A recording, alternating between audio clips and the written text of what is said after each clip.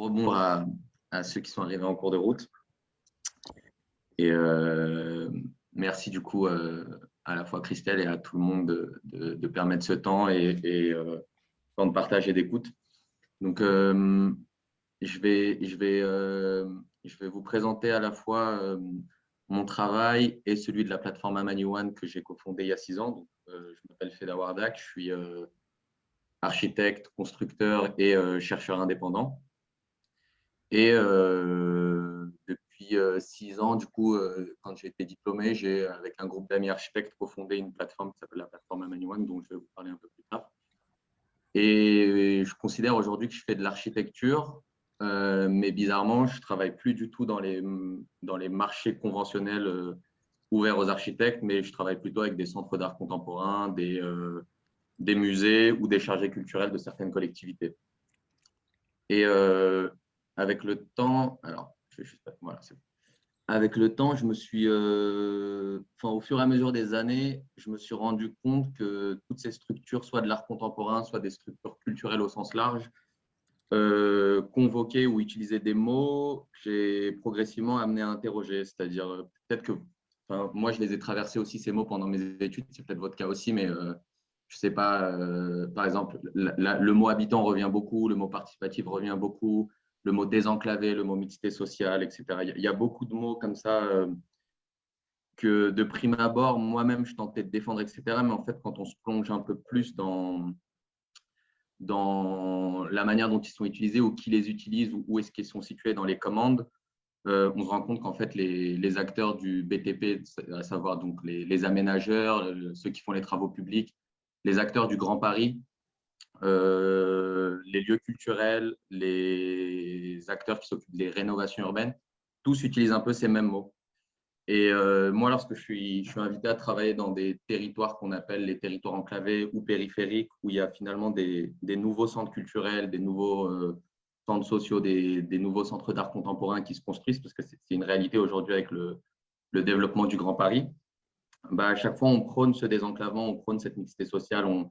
Et je me suis rendu compte qu'en fait, dans mon travail, ce qui m'intéressait finalement, c'était de m'intéresser à la manipulation de ces mots-là ou les incohérences liées à l'aménagement de ces territoires, parce qu'en fait, ils révèlent deux choses, des inégalités de classe sociale et des inégalités ethno-raciales. Et donc, c'est à cet endroit précis que moi, j'ai commencé à m'intéresser, à travailler. Et donc, quand on fait appel à moi, souvent, je prends 6 mois, 3 mois, 1 an à essayer d'habiter sur place, à essayer, pas en continu, mais d'avoir des sessions d'1 mois, essayer de comprendre où je mets les pieds, pour voir aussi si en fait, il faut tout simplement pas fuir cet endroit-là et ne rien faire. Et c'est pour ça que je considère que parfois l'architecture, c'est aussi ne rien faire. C'est de se rendre compte qu'en fait, on va phagocyter un endroit par des nouvelles cultures de projet, des nouvelles formes d'organisation politique et sociale, alors que finalement, ces lieux qui ont été abandonnés pendant 30-40 ans par les politiques publiques ont appris à s'auto-organiser avec des formes d'autodétermination. Et je pense que ça, c'est assez précieux. Et donc, dans mon travail, assez vite, je me suis dit que le temps de recherche était un outil indispensable et qu'il fallait que j'en fasse je développe une méthodologie autour de ça. Et c'est là que je me suis aussi posé cette question. Donc, je vais y répondre peut-être à la fin en vous présentant 2 projets. Qui signe l'œuvre, en fait? Ça, c'est quelque chose qui m'intéresse dès le départ, en essayant de tenir compte dès le départ de ces enjeux d'ethno-racialité et de classe sociale. Et donc, je vais essayer de faire une présentation en 3 temps, si le temps me le permet, justement. Dans un premier temps, je vais vous parler de la plateforme Amani One, du coup, qui est cette structure outil que j'ai cofondée avec un groupe d'amis architectes. Il y a en 2015, dès que j'ai obtenu mon diplôme en architecture. Et ensuite, je vais vous prendre 2 cas d'études ou 2 endroits où j'ai travaillé. J'ai préféré les nommer par des lieux, que d'un coup, j'ai réussi là-bas à construire des communautés d'acteurs avec lesquels je travaille depuis 5-6 ans maintenant, que ce soit à Saint-Paul-sur-Mer dans le Dunkerquois ou à Clichy-sous-Bois, Montfermeil, en Seine-Saint-Denis, en banlieue parisienne. Donc, je vais d'abord vous parler de la plateforme Amani One. Donc, je vous parlais de la recherche comme un outil assez important pour moi parce que c'est quelque chose qui existe très peu en architecture, parce que la recherche est un temps non rentable dans une pratique qui nous demande de concevoir et de dessiner des enveloppes, en fait. Donc, c'est le temps de la matière qui est un temps rentable. Et finalement, la recherche en architecture, elle existe beaucoup à l'endroit de la matérialité, de la plasticité. Mais elle existe très peu à l'endroit des sciences politiques, des sciences sociales, de la géographie critique. Et donc, moi, quand je faisais mon master en architecture, j'ai eu la chance, enfin, j'ai pris une année en plus pour le faire. J'ai écrit mon mémoire et fait mon projet de fin d'études sur le même sujet. C'est mon territoire d'origine. Je suis né en Afghanistan, dans les zones tribales, dans un district qu'on appelle le district de Jaratou. Et finalement, ma démarche, elle était similaire à celle de 2-3 autres amis à moi. Et avec le temps, on s'est rendu compte qu'on était un peu les enfants des ingérences internationales des 40 dernières années. Donc, par choix ou non choix, nos parents sont venus en France. Et donc, ça a été l'endroit où au départ, on s'est rencontrés à trois avec Amir et Com. Amir travaillait sur le sud algérien, d'où il est originaire, et Com sur le Chili. Et finalement, on a donné de l'épaisseur à cette plateforme et on était 8 au départ. Et donc, les terrains qu'on étudie, ce sont nos terrains d'origine, de lieu de naissance, des endroits où on a travaillé, où on a habité. On parle les langues et donc d'un coup, on s'est dit, est-ce que ça nous rend pour autant légitime d'agir sur ces endroits-là quand nos études, on les a faites en Europe. Donc, on a forcément une espèce de vision européocentrée et on s'est dit que peut-être qu'il fallait passer par un outil qui est simplement un outil de recherche, d'analyse qui permet de garder trace de certains savoir-faire qui sont en train de disparaître et d'échanger avec des acteurs locaux, que ce soit des artistes, des écrivains, des designers, des artisans, des activistes, des politiques, peu importe. Enfin, c'était les démarches qui nous intéressaient au-delà des médiums. Et donc, on a créé la revue Amanyuan. Donc, on a un comité éditorial et aujourd'hui, tous les 2 ans, en gros, on publie une revue. Le premier numéro, ça s'intéressait aux politiques d'organisation autonome. Le second, sur les politiques de gestion d'eau à travers le monde. Celui qu'on est en train d'essayer de terminer là s'intéresse aux limites invisibles. Et donc, on travaille à la fois avec des chercheurs qu'on sollicite et on est à la fois ouvert à des contributions. Donc, on lance des appels à contributions pour chaque numéro. Et donc, ça, c'est les 2 premiers numéros. Je vais essayer de passer un peu vite. Et en fait, toute cette matière, toute cette recherche, elle est assez indispensable pour nous, puisque dans un second temps, elle permet de nourrir le deuxième pôle de la plateforme Amanyuan, qui est l'atelier de création et de production. Donc, on se nourrit de cette recherche. D'un coup, ça nous permet aussi de gagner du temps. Donc, ce temps je ne dirais pas qu'on investit, mais qu'on consacre pendant 2 ans à un sujet. Derrière, on se sent plus armé dès qu'on est sollicité par une structure pour attaquer un projet en lien avec cette thématique. Et donc, au niveau de l'atelier de création et de production, on est à la fois dans des installations paysagères, on est à la fois dans, je ne vais peut-être pas parler des projets spécifiquement, sinon je ne vais pas avoir le temps, dans de la réalisation de films, on est à la fois dans des installations pour des centres, enfin de la production d'œuvres, je vais dire ça plutôt comme ça, on fait de l'enseignement, du workshop, des performances. Donc, les médiums sont très, très variés. Et je vais peut-être vous prendre maintenant deux exemples de projets sur lesquels je travaille moi personnellement au sein de la plateforme Amanyuan depuis 5-6 ans maintenant. Et donc, la plateforme Amanyuan devient un outil de production qui permet à ces projets d'exister. Et donc, le premier se situe à Saint-Paul-sur-Mer, à Dunkerque, du coup, dans le nord de la France. Et en fait, dès qu'on a fini le premier numéro de la revue Amanyuan, on a, pareil, je vais aller un peu vite, mais on s'est retrouvé dans le Nord à produire un projet par nous-mêmes. Et de là, on a été repéré par le FRAC Grand Large, qui est le Fonds régional pour l'art contemporain, et on a été exposé. Et cette exposition nous a permis d'un coup de rencontrer tout un tas d'acteurs, notamment dans la ville de Saint-Paul-sur-Mer, où une rénovation urbaine est préfigurée depuis plusieurs années. Donc, simplement pour situer, une rénovation urbaine, ça s'inscrit dans un dispositif d'État qui a été initié depuis une quinzaine d'années maintenant, qui permet à des collectivités de demander l'aide de l'État pour rénover des quartiers prioritaires de la politique de la ville. Grosso modo, pour aller vite, c'est de la rénovation de logements sociaux. Et donc, l'État injecte 30 à 50% d'argent là-dedans, ce qui est du coup très intéressant pour les collectivités.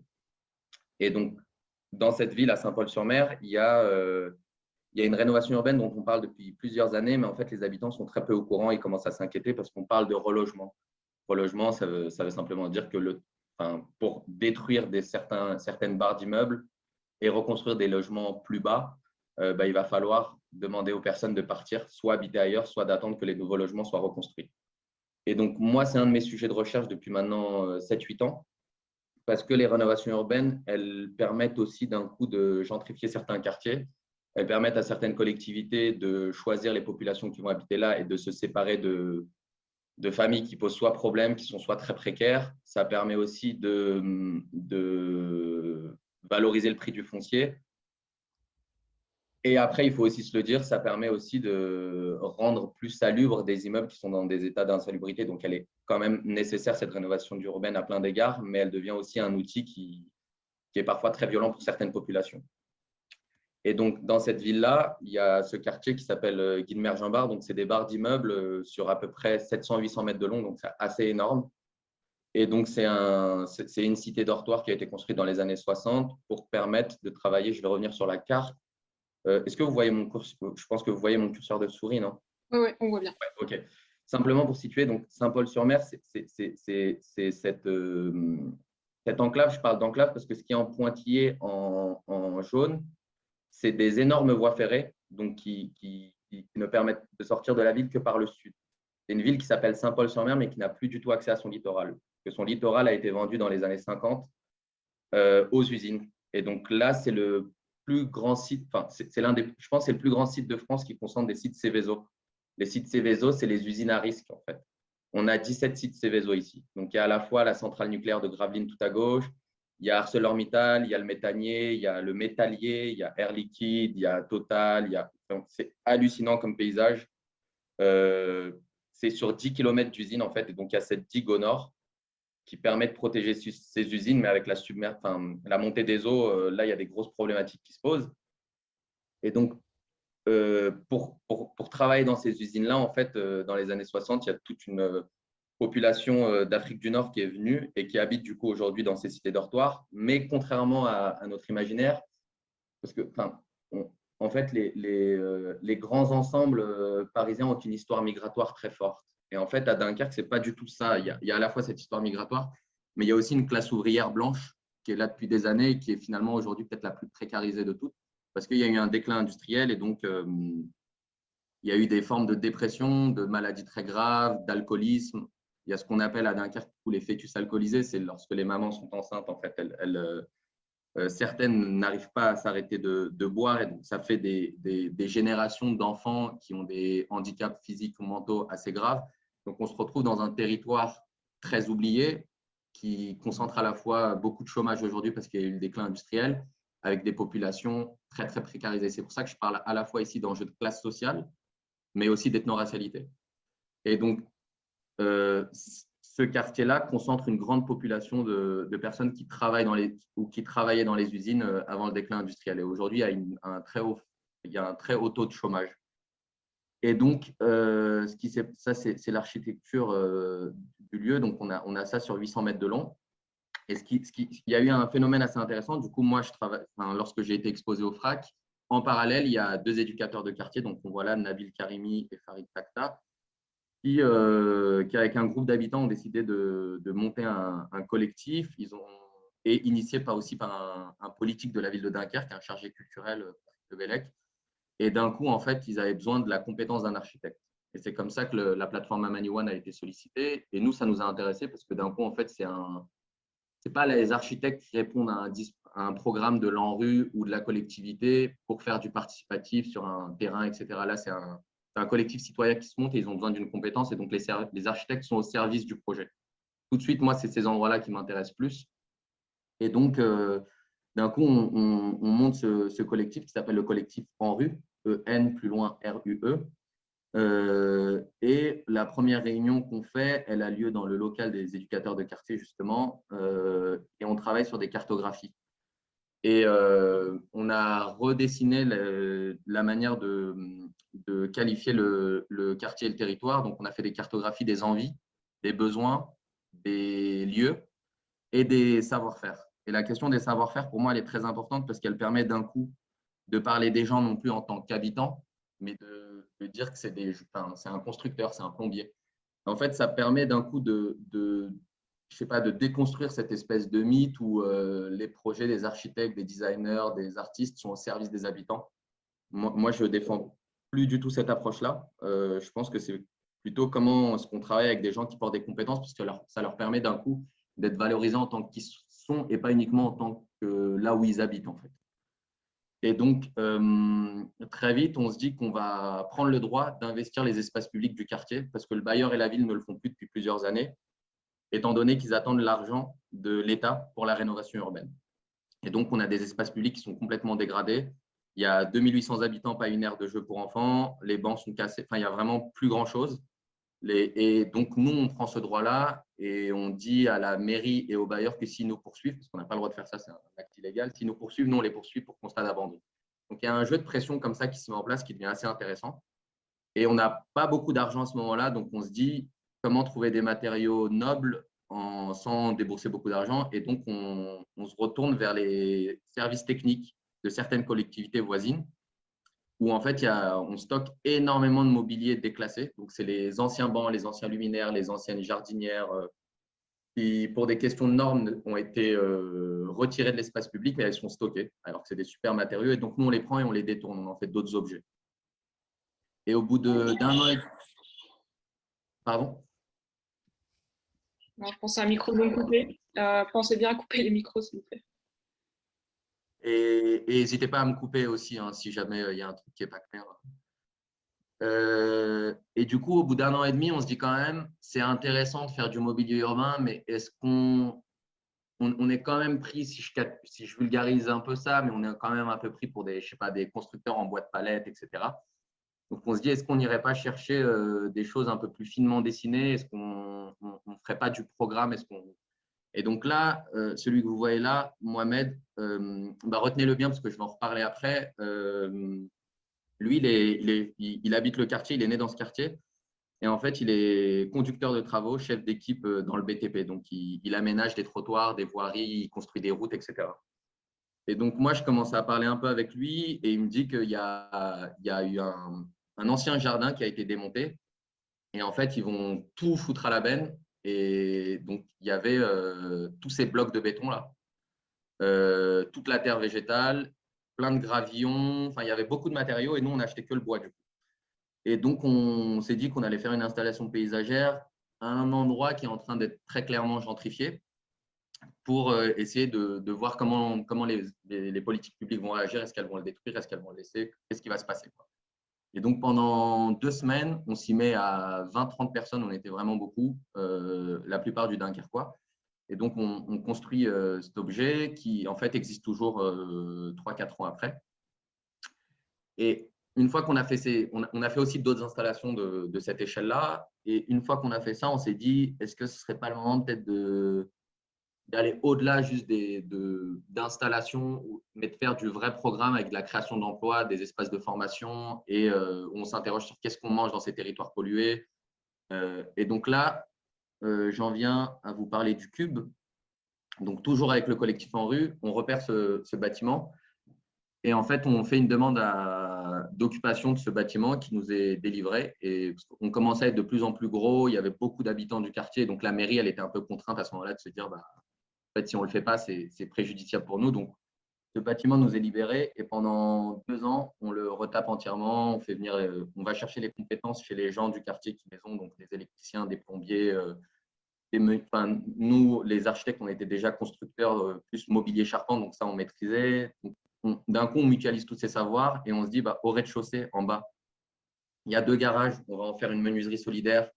Et là, il y a un grand espace d'accueil. Donc, il y avait un groupe de femmes essentiellement qui voulaient faire des repas parce qu'on est à Dunkerque, donc c'est l'entonnoir de l'Europe avant le passage en Angleterre pour les exilés et les migrants. Donc, il y a tout un groupe de femmes qui voulaient faire des repas solidaires pour les donner 2 fois par semaine. Au premier étage, c'est des espaces d'atelier qu'on a commencé à construire. Au dernier étage, des espaces de logement pour à la fois des personnes qui sont en situation précaire ou pour les artistes, architectes qui viennent comme moi, en fait, quand j'allais là-bas. Donc, à un moment donné, le collectif a grossi. Il y avait nous, les architectes, il y avait un groupe de sociologues, il y avait des artistes en résidence. Et donc, d'un coup, c'était le lieu de vie, en fait. Et donc, on se dit aussi que sur l'espace extérieur, c'est pas mal de commencer à construire un autre bâtiment parce qu'en fait, le cube, donc c'est ce bâtiment de béton, il est très opaque et du coup, il y a des gens qui n'osent pas forcément franchir la porte et on se dit, est-ce que ce ne serait pas intéressant de faire un truc transparent en extérieur où pendant tout l'été, on peut créer un cinéma en plein air avec Cheyenne qui est une habitante qui voulait porter ce programme-là et également organiser des cycles de conférences, etc. Et donc, on commence à construire du moins tout cet objet. Donc là, il y a une partie des gens du quartier. Donc, on avance dessus et puis on est à 6 mois des élections municipales et, et donc il y a des gens de l'opposition qui commencent à passer, prendre des photos et qui envoient ça à la mairie pour leur faire pression. Et donc on reçoit un courrier de mise en demeure parce qu'on n'a pas fait de demande d'autorisation de permis, qui était un acte volontaire en fait. C'est-à-dire que nous, ça faisait 30 ans que cette municipalité faisait plus grand-chose dans l'aménagement de ces espaces publics dans ce quartier-là. Et donc, à un moment donné, on se dit, on n'a peut-être pas nécessité à demander l'autorisation de faire, on la prend, cette autorisation. Et donc, c'était un acte volontaire. Donc, quand on reçoit une mise en demeure, en gros, c'est une demande de déconstruire ce qui a été fait et de rendre les clés. Et donc là, pendant 1 an, on s'est posé la question de est-ce qu'on rend les clés ou est-ce qu'on les garde. On était suffisamment prêts à garder les clés et se dire bah, on occupe le bâtiment. Mais en fait, au bout de 2 ans d'occupation, moi, je me suis rendu compte, le collectif a pourri de l'intérieur. Et moi, j'essaye de l'analyser a posteriori avec, je ne sais pas si ma réponse est juste, mais en fait, on a créé de la valeur institutionnelle à un endroit où il n'y avait pas de valeur institutionnelle. Je précise le mot institutionnel parce qu'il y a beaucoup de valeurs qui existent dans le quartier, mais d'un coup, il y avait un outil qui n'a jamais existé, qui était rendu accessible à tout le monde, où chacun pouvait développer ses projets. Donc, il y a une volonté d'accaparer cet outil de la part de plein de personnes. C'était presque un geste primitif. Et dedans, c'est tous les gens du collectif. C'est-à-dire que moi, architecte, ça me permettait d'un coup de pouvoir dessiner les objets que je voulais, de les construire avec 15 personnes qui construisaient avec moi. Les sociologues, c'était un terrain d'expérimentation assez exceptionnel pour eux. Les éducateurs de quartier, ils projetaient leurs propres idées. Le politique, la même chose. Chacun des habitants avait ses projets. Et donc, à un moment, on a su se le dire qu'on a perdu cette espèce de vision commune qu'on avait quand on était dans les espaces publics, qu'on était nomade, qu'on était furtif. Et donc, certaines personnes en étaient amenées à ne plus se parler. Enfin, c'est devenu assez… c'est-à-dire ce qu'on reprochait à l'institution, on a d'une certaine manière, on l'a reproduit dans l'enceinte de ce bâtiment. Et on s'est dit, est-ce que ce n'est pas plus sage de rendre les clés plutôt que de militer pour quelque chose où en fait, il y a 10 voix qui prônent un projet. Donc moi, j'avais fait un truc, c'est que j'ai organisé un dernier dîner où on a invité tout le monde, on a tous mangé ensemble, on a su se dire les choses et puis derrière, on a rendu les clés. Et dans la foulée, j'ai reçu du coup, on a démonté. Et dans la foulée, moi, j'ai reçu une proposition par le politique de la ville, le chargé culturel avec lequel je travaillais depuis le début sur ce projet, qui était un peu seul contre tous pour remonter un lieu ailleurs. Et je me suis beaucoup posé la question, c'est-à-dire que c'est là où existait la commande, c'est là où il y avait de l'argent pour faire le projet. Et en même temps, je me suis dit que si je partais là-bas, d'un coup, ça faisait reproduisait toute la politique de dénonciation que j'avais vis-à-vis des politiques publiques à cet endroit, c'est-à-dire de concevoir des choses qui n'arrivent jamais au bout et d'un coup de m'inscrire dans des projets que je pourrais dénoncer quelques années plus tard.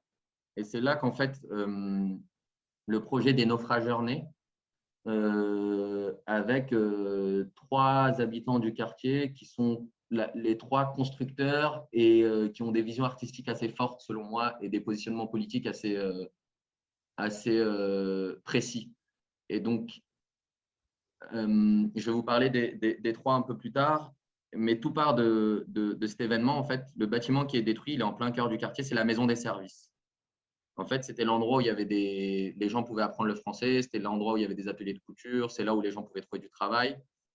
Il y avait toutes les associations qui étaient là. Et donc, c'était un lieu de lien entre les différentes personnes. Et ce qui s'est passé, c'est qu'au bout sur le temps du premier confinement, au mois de mars 2020, sans que personne soit prévenu, donc les gens n'avaient pas le droit d'être dehors, le maire a acté la destruction de ce bâtiment. Et en fait, si on s'intéresse à l'histoire des rénovations urbaines, la plupart du temps, lorsque les collectivités sont opaques sur la manière dont la rénovation urbaine va se faire, elles ont tout intérêt à ne plus faire exister les endroits de lien, parce que c'est de là qu'historiquement sont nés les endroits de résistance entre les gens. c'est là que les collectifs citoyens naissent contre les destructions des bâtiments, etc. Donc ça, c'est un peu la destruction de cette maison des services. Elle positionne très clairement la stratégie de la mairie, à savoir de reloger les gens au plus vite et de détruire les endroits de lien. Et dans cette maison des services, il y avait un travailleur social qui amenait tous les jours avec lui une ramette de feuilles. Et en fait, les gens pouvaient venir du coup photocopier gratuitement. C'est quelque chose qu'il faisait sur son propre argent. C'était une extension de rôle. Et pareil pour le café. Donc, c'était l'endroit où les gens pouvaient venir boire du café et faire leur photocopie gratuitement. Ce qui n'est pas rien parce que c'est quasiment 50% de taux de chômage. Et donc, les gens n'ont pas forcément les revenus pour, ne serait-ce que pour des photocopies. Et donc, c'était aussi l'endroit où tout le monde se rencontrait, où tout le monde parlait. Il y avait beaucoup de liens à cet endroit-là. Et donc, ces photos, elles ont été prises par Salem, avec qui moi je travaille du coup depuis plusieurs années, qui est un constructeur et artiste local et qui habite le quartier et qui y est né. Et donc, lui, il a archivé toute la destruction. Et donc voilà, ça c'est Mohamed en haut à gauche, Mohamed Abdou, Salem Messaoudi en haut à droite, Saïd Mekhalfi en bas à gauche et moi en bas à droite. Et donc on a commencé à se dire, et si on commençait à faire un film sur ce qui se passe sur le territoire globalement. Et donc à droite, on voit la destruction de ce qu'on avait construit sur le cube. Et donc les 3 derniers jours, on s'est enfermé dans le cube et on a ramené une caméra et on a commencé à tourner le film. Donc ça, c'était il y a 1 an. Et donc voilà, ça c'est tout ce que Salem archive, qu'il accroche sur son mur, toutes les destructions, tous les nouvelles programmations du nouveau programme de rénovation urbaine. Donc il suit les matières, lorsque les bâtiments sont détruits, lui il sait où vont ces matières-là. Donc c'est comme quelqu'un qui a sa main dans la matière constamment et qui cherche des objets. Donc il a retrouvé dans une déchetterie toutes les dalles cassées de la maison des services qui a été détruite. Donc, c'est assez exceptionnel tout ce travail d'archives et d'archéologie qu'il fait. Et en même temps, du coup, il y a toutes ces usines qu'on est allé filmer où en fait leurs parents à eux sont venus travailler dans ce territoire-là pour travailler dans ces usines.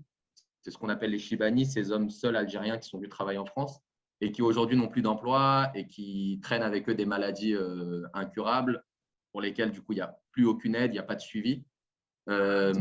C'est aussi du coup d'aller filmer les plus jeunes qui vont pêcher au bord de la centrale nucléaire parce que c'est là que les eaux chaudes sortent, qui pêchent le poisson à cet endroit-là.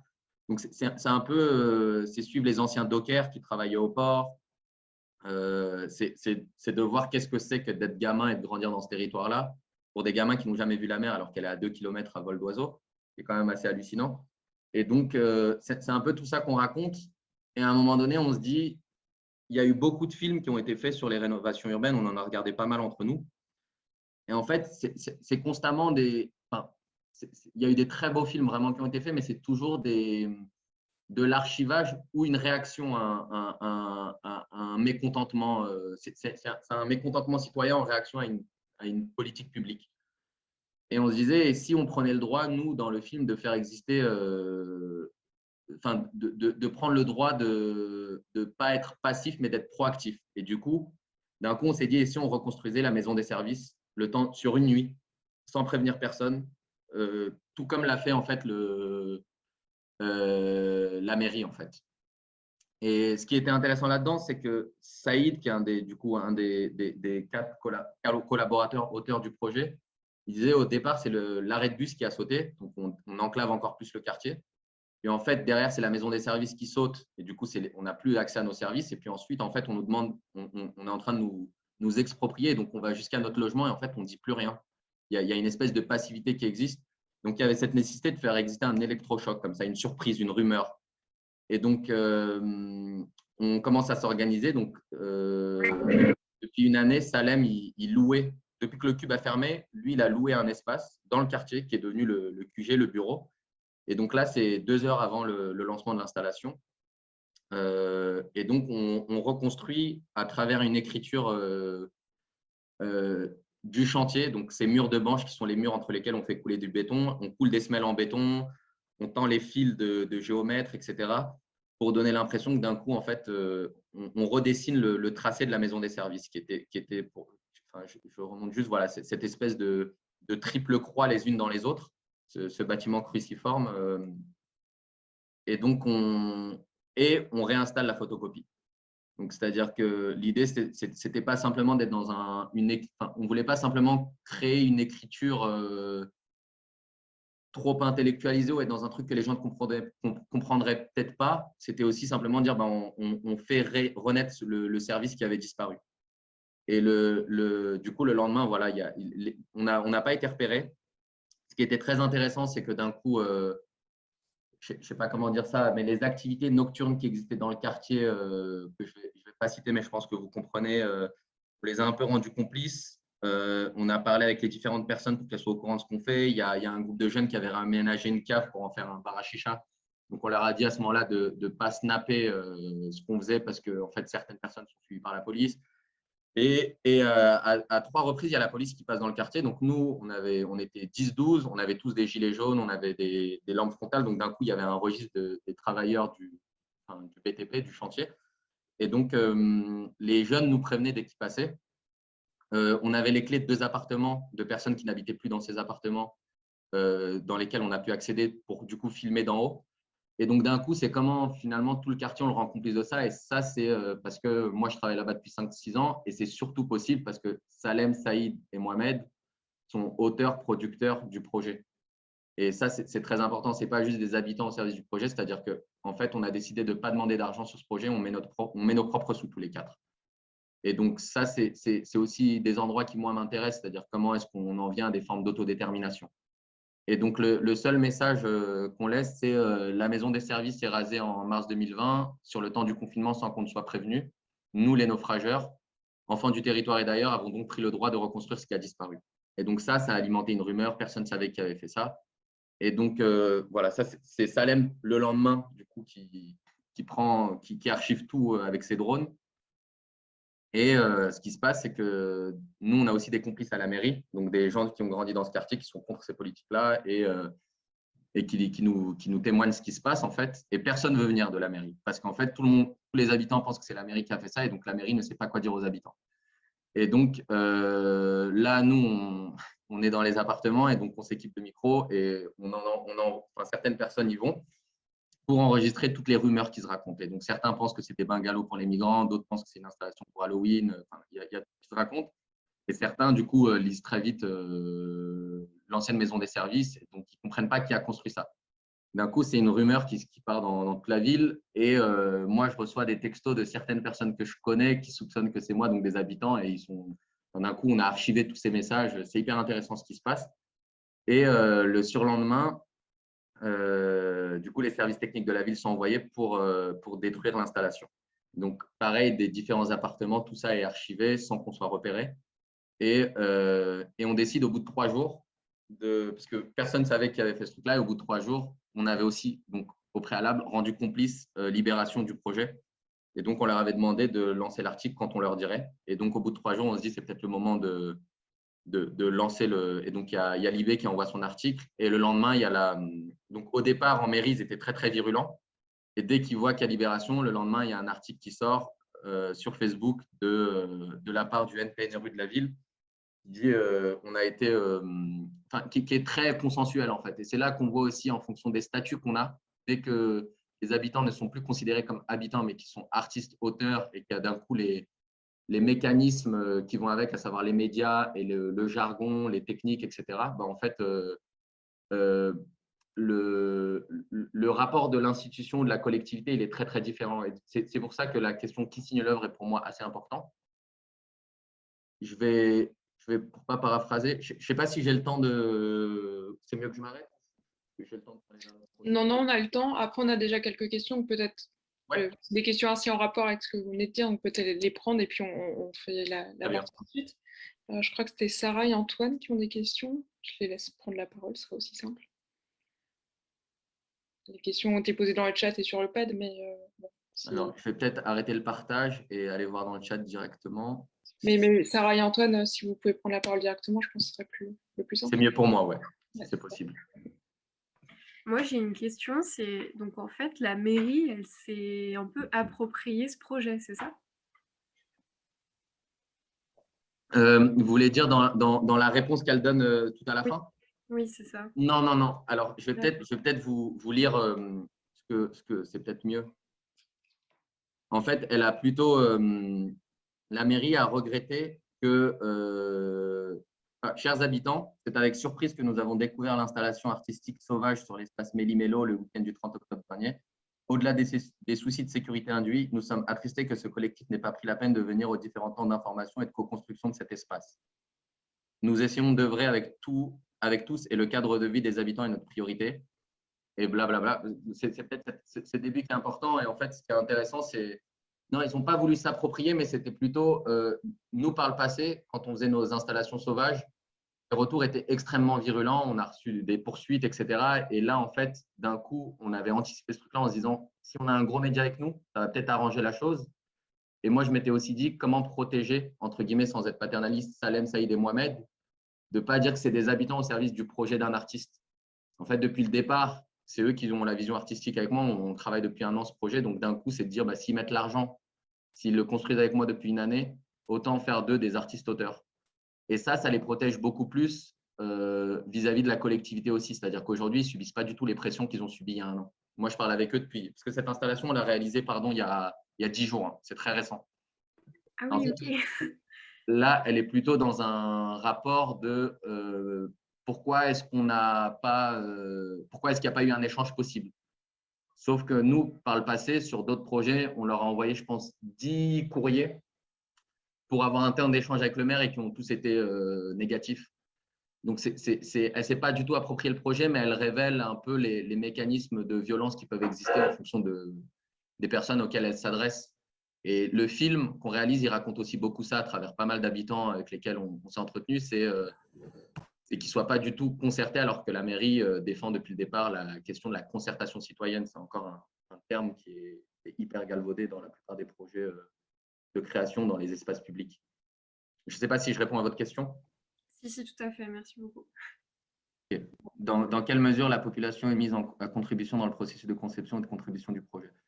Ouais, c'est ce que j'expliquais, c'est que moi, ce projet, je l'ai accepté parce que c'est pas des architectes qui répondent à un appel à projet de l'Agence nationale de rénovation urbaine et qui inscrivent avec eux 10 habitants. Là, c'est le collectif citoyen qui est au point de départ, en fait. Et ils ont besoin d'une compétence qui est celle de l'architecte. Donc, ils me demandent d'être là pour ma compétence. C'est ça qui m'a intéressé. Donc, ils sont à l'origine du projet, au départ, avec ces 2 éducateurs de quartier et ce chargé politique à la ville de Dunkerque. Donc, il est chargé culturel, pas à la ville de Saint-Paul-sur-Mer, mais celle de Dunkerque. Donc, c'est quelqu'un qui a d'un coup décidé de se déplacer dans une autre ville. Il n'a pas le droit de le faire normalement. Donc, c'était cette espèce d'alignement des étoiles de tous ces acteurs qui, moi, m'a fait me dire, ça m'intéresse d'être là parce que j'ai l'impression qu'il y a quelque chose d'assez innovant qui existe. Et puis le fait de prendre le droit à des endroits où les gens pour lesquels les habitants ont voté ne font plus leur travail, ça devient d'un coup intéressant parce que se pose la question de la communauté et du commun. Et donc, en fait, ils sont mis à contribution dès le départ, les créations d'emplois. Donc, il y a eu 3 créations d'emplois, donc il y a eu 3 personnes qui ont été salariées par l'association. Ce sont des gens qui habitent là-bas et qui, du coup, travaillaient au quotidien pour ce projet-là.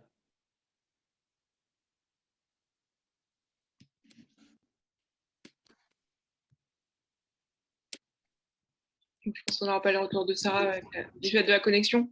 On avait aussi une question d'Antoine sur le pad qui est… Mais pareil, Antoine, si tu souhaitais prendre la parole directement, ça serait aussi simple. Oui, je ne sais pas si on entend bien en fait. Si on t'entend, c'est bon. Ah, ok, super. Mais moi, c'était par rapport à l'occupation du cube. Vous avez parlé d'un réflexe primitif au niveau de la manière dont les gens sont appropriés et projetés à l'intérieur de ce lieu. Et en même temps, c'est un réflexe qui paraît hyper normal. Et du coup, je me demande comment, enfin, est-ce que vous avez du coup, après ça, trouvé une solution? Comment faire vivre un espace collectif de manière durable sans qu'il devienne enfin, sans qu'ils, comme vous avez dit, qu'ils pourrissent de l'intérieur. Et est-ce que ça passe nécessairement par quelqu'un qui doit superviser ou est-ce qu'il y a des solutions peut-être tout en laissant l'espace aussi libre qu'il a été, faire en sorte que ça fonctionne, quoi? Ouais, c'est une très bonne question auquel je n'ai pas la réponse, mais j'essaye d'interroger dans vraiment tous les projets que je fais, c'est… en fait, je pense qu'il ne faut pas faire de… Moi, je ne fais pas de ce cas-là un exemple. Ça a été juste une expérience. Et du coup, pour nous, à un moment donné, c'était mieux de partir. Je pense qu'on a fait des erreurs. A posteriori, je pense qu'on peut éviter. C'est-à-dire que les éducateurs de quartier, en fait, on n'a pas su retirer nos étiquettes respectives. C'est-à-dire, dans le lieu, les éducateurs de quartier continuaient à jouer les éducateurs avec des gens qui avaient presque leur âge. Moi, je dessinais des choses sans forcément donner un moment. On était tous dans nos zones de confort après 3 ans de travail en commun et on n'interrogeait plus tellement les choses. Donc, j'ai l'impression qu'il y a ça qui nous a échappé. Le politique projetait des choses qui étaient à certains endroits décalées pour certaines personnes qui étaient là, comme faire venir des politiques locales alors que certains habitants ne voulaient pas. Donc, d'un coup, il s'est passé des choses qui ont fait exister des tensions. Moi, je crois juste a posteriori que parfois se sédentariser, c'est une erreur. Moi, je crois beaucoup. Moi, je travaille essentiellement dans les espaces publics parce que je pense que c'est les espaces qui, par définition, font converger les problématiques les plus contemporaines que traversent nos sociétés. Et donc, parfois, se mettre dans un espace fermé, c'est exclure certaines de ces problématiques-là ou ne plus les regarder. Et du coup, c'est un peu pour ça que par moment, j'ai arrêté certaines collaborations alors qu'elles se passaient très, très bien avec certains musées parce qu'en fait, d'un coup, produire au sein du musée, à ce moment-là, pour moi, c'était plus très intéressant et il fallait que je ressorte dans l'espace public faire des projets. Et donc, le lieu, pour moi, c'est quelque chose d'intéressant quand c'est une base arrière ou un outil qui permet de produire, mais pas quand ça devient l'espace dans lequel on fait tout et dans lequel on s'enferme. D'accord, bah, merci beaucoup. Je ne sais pas s'il y a d'autres questions sur cette première partie ou pas. Moi, j'ai une dernière question. Je ne sais pas si on m'entend bien, j'espère que oui. Ouais. Bon, du coup, je viens de comprendre que le projet était très très récent, mais est-ce qu'il y a eu quand même des retours de la part de la mairie qui sont allés vers vous pour remonter un lieu comme la maison des services ou quelque chose comme ça? Qu'est-ce qui a été prévu pour remplacer ce lieu par la mairie? Est-ce qu'il y avait rien de prévu et donc c'est pour ça que vous avez fait quelque chose ou est-ce que c'était juste très excentré ou pas comme avant? Ouais, pareil, c'est une bonne question. Ça me fait me dire que j'ai oublié un truc qui est assez important. En fait, quand elle a été rasée, la maison des services, il y a beaucoup, beaucoup de monde, des habitants du quartier qui sont montés au créneau. Il faut savoir qu'autour de cette maison des services, il y a sur les 200 logements qui sont autour, au total, c'est 900 logements. Mais autour de la maison des services, il y a à peu près 200 logements. Il ne reste plus que 10 logements habités. C'est les 10 personnes qui ne veulent vraiment pas partir.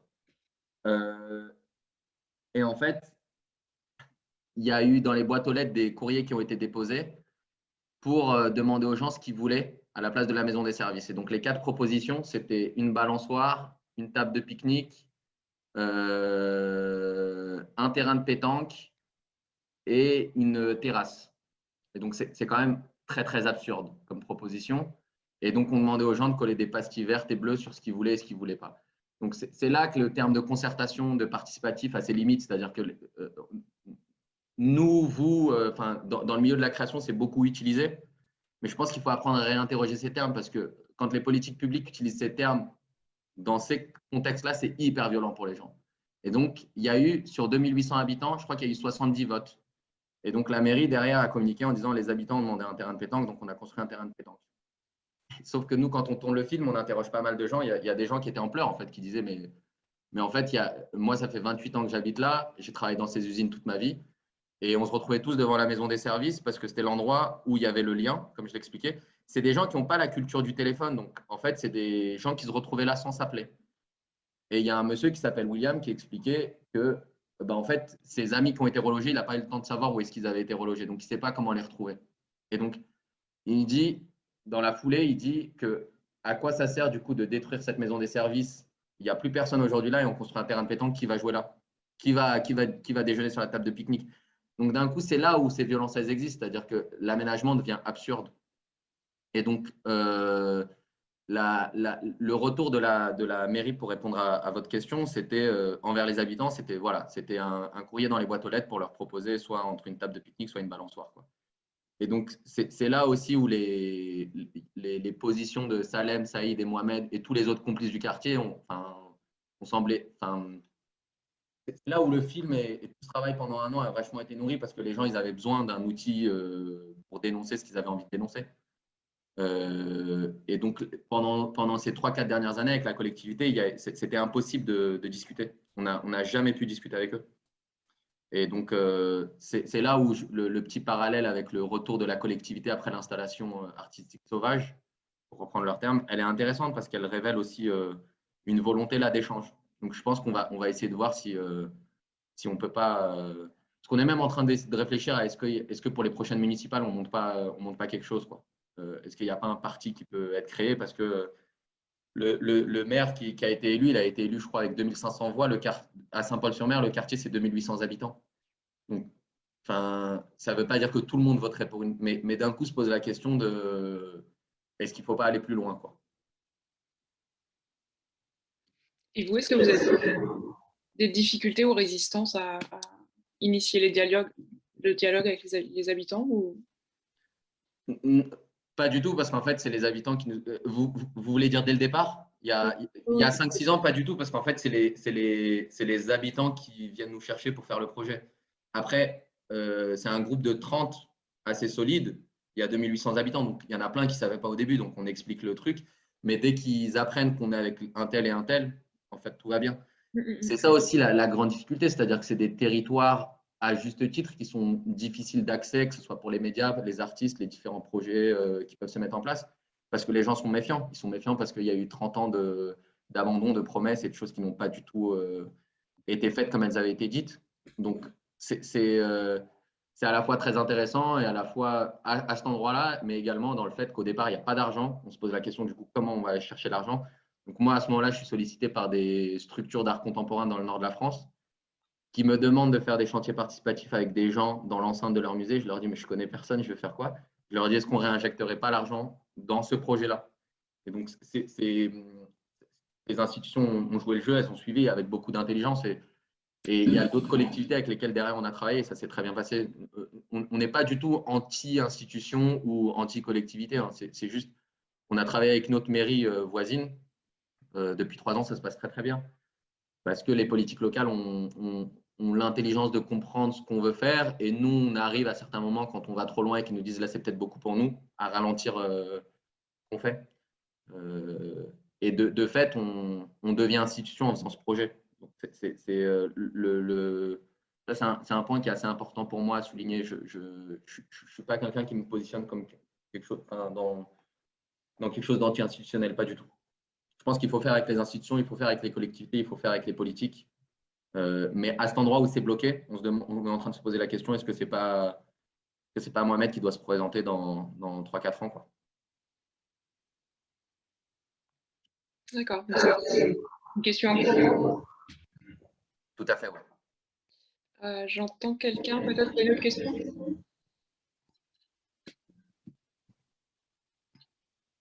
Ou c'est juste un micro. Je pense qu'on peut peut-être continuer. Enfin, j'ai d'autres questions, mais qui seraient peut-être qui recouperaient de manière plus globale en fait aussi vos présentations. Donc peut-être qu'on peut. S'il y a pas qu'il y a une dernière question dans le chat de Sarah. Ah, je la vois pas. Ok. Ah oui. Actuellement, vous travaillez sur quel projet? Comment on peut suivre votre travail? Ah ouais. J'ai un site qui est en éternelle reconstruction, enfin, même pas reconstruction, ce serait mentir, en construction, on va dire. Donc, il n'y a pas beaucoup de suivi de ma part sur le site et donc c'est difficile pour les gens de savoir ce que je fais. J'ai une plaquette qui est un PDF que je peux peut-être je pourrais vous transmettre, Christelle, et vous pourrez qui présente un peu l'ensemble des projets de la plateforme Amani One. Et sinon, peut-être l'endroit où je suis le plus actif, c'est peut-être Instagram, mais il n'y a pas tous les projets non plus. Donc, je suis désolé pour ce manque de transparence sur ce que je fais. Mais voilà, je pourrais vous envoyer la plaquette. Et sur quel projet je travaille en fait, je considère que je travaille toujours dans le Dunkerquois sur ce projet, parce qu'en fait, il est continu. Beaucoup à Clichy-sous-Bois et Montfermeil, mais je vais peut-être vous en parler dans le projet suivant. C'est les 2 endroits sur lesquels je travaille depuis 5-6 ans maintenant.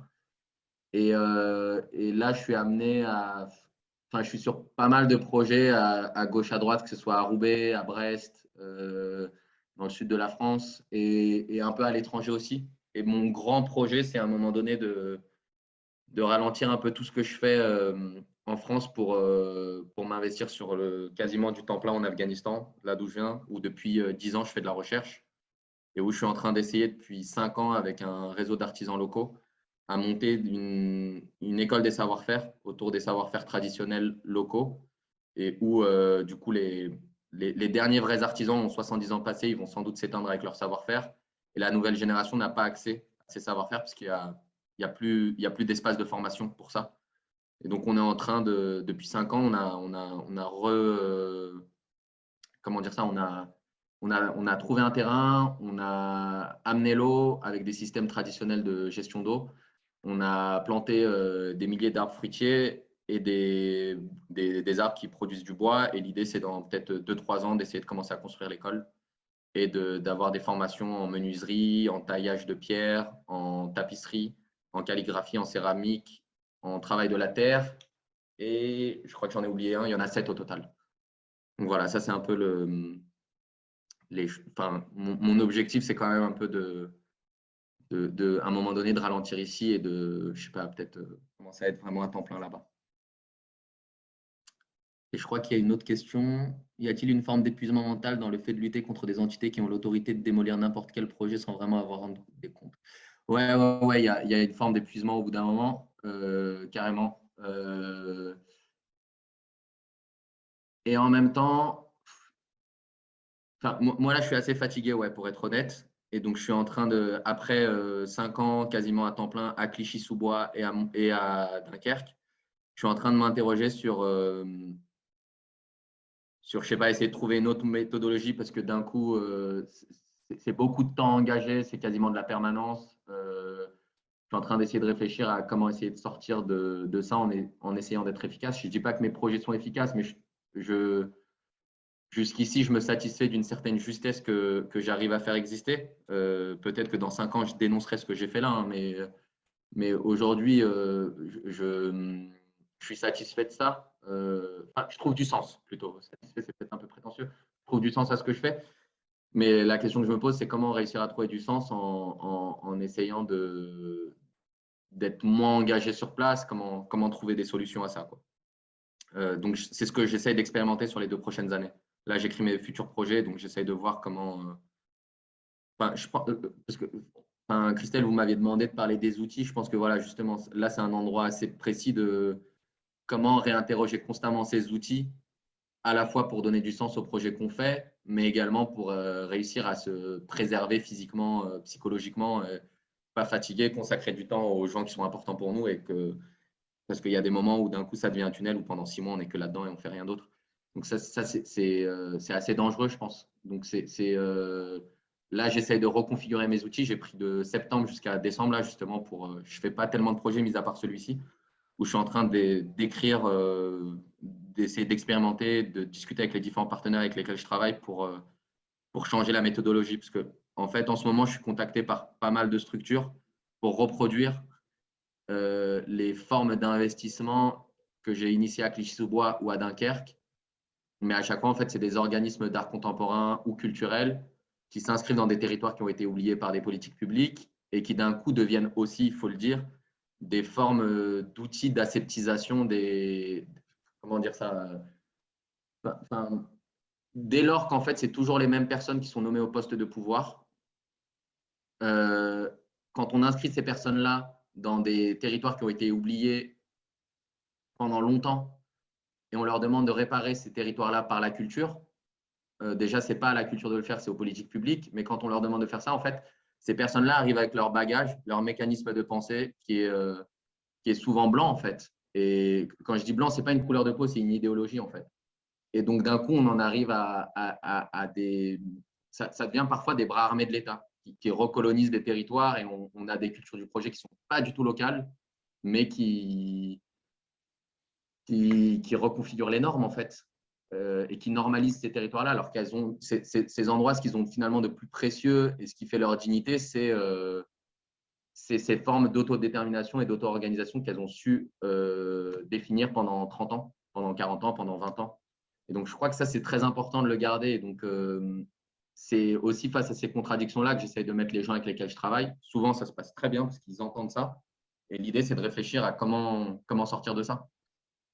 Donc, ouais, ça épuise au bout d'un moment. Ouais. Mais à la fois, c'est ce qui m'intéresse et je crois que j'ai encore un peu d'énergie pour continuer. Ça me plaît en tout cas. Donc, Et une question un petit peu dans la continuité aussi, vous parlez d'efficacité aussi au moment où vous êtes sur place, mais de l'engagement quasi en fait permanente au moment du projet. Est-ce que cette efficacité elle trouve une continuité quand vous en allez finalement ou elle est vraiment de l'instant quand vous y êtes après, c'est peut-être très dur aussi à mesurer en quelque sorte. Mais...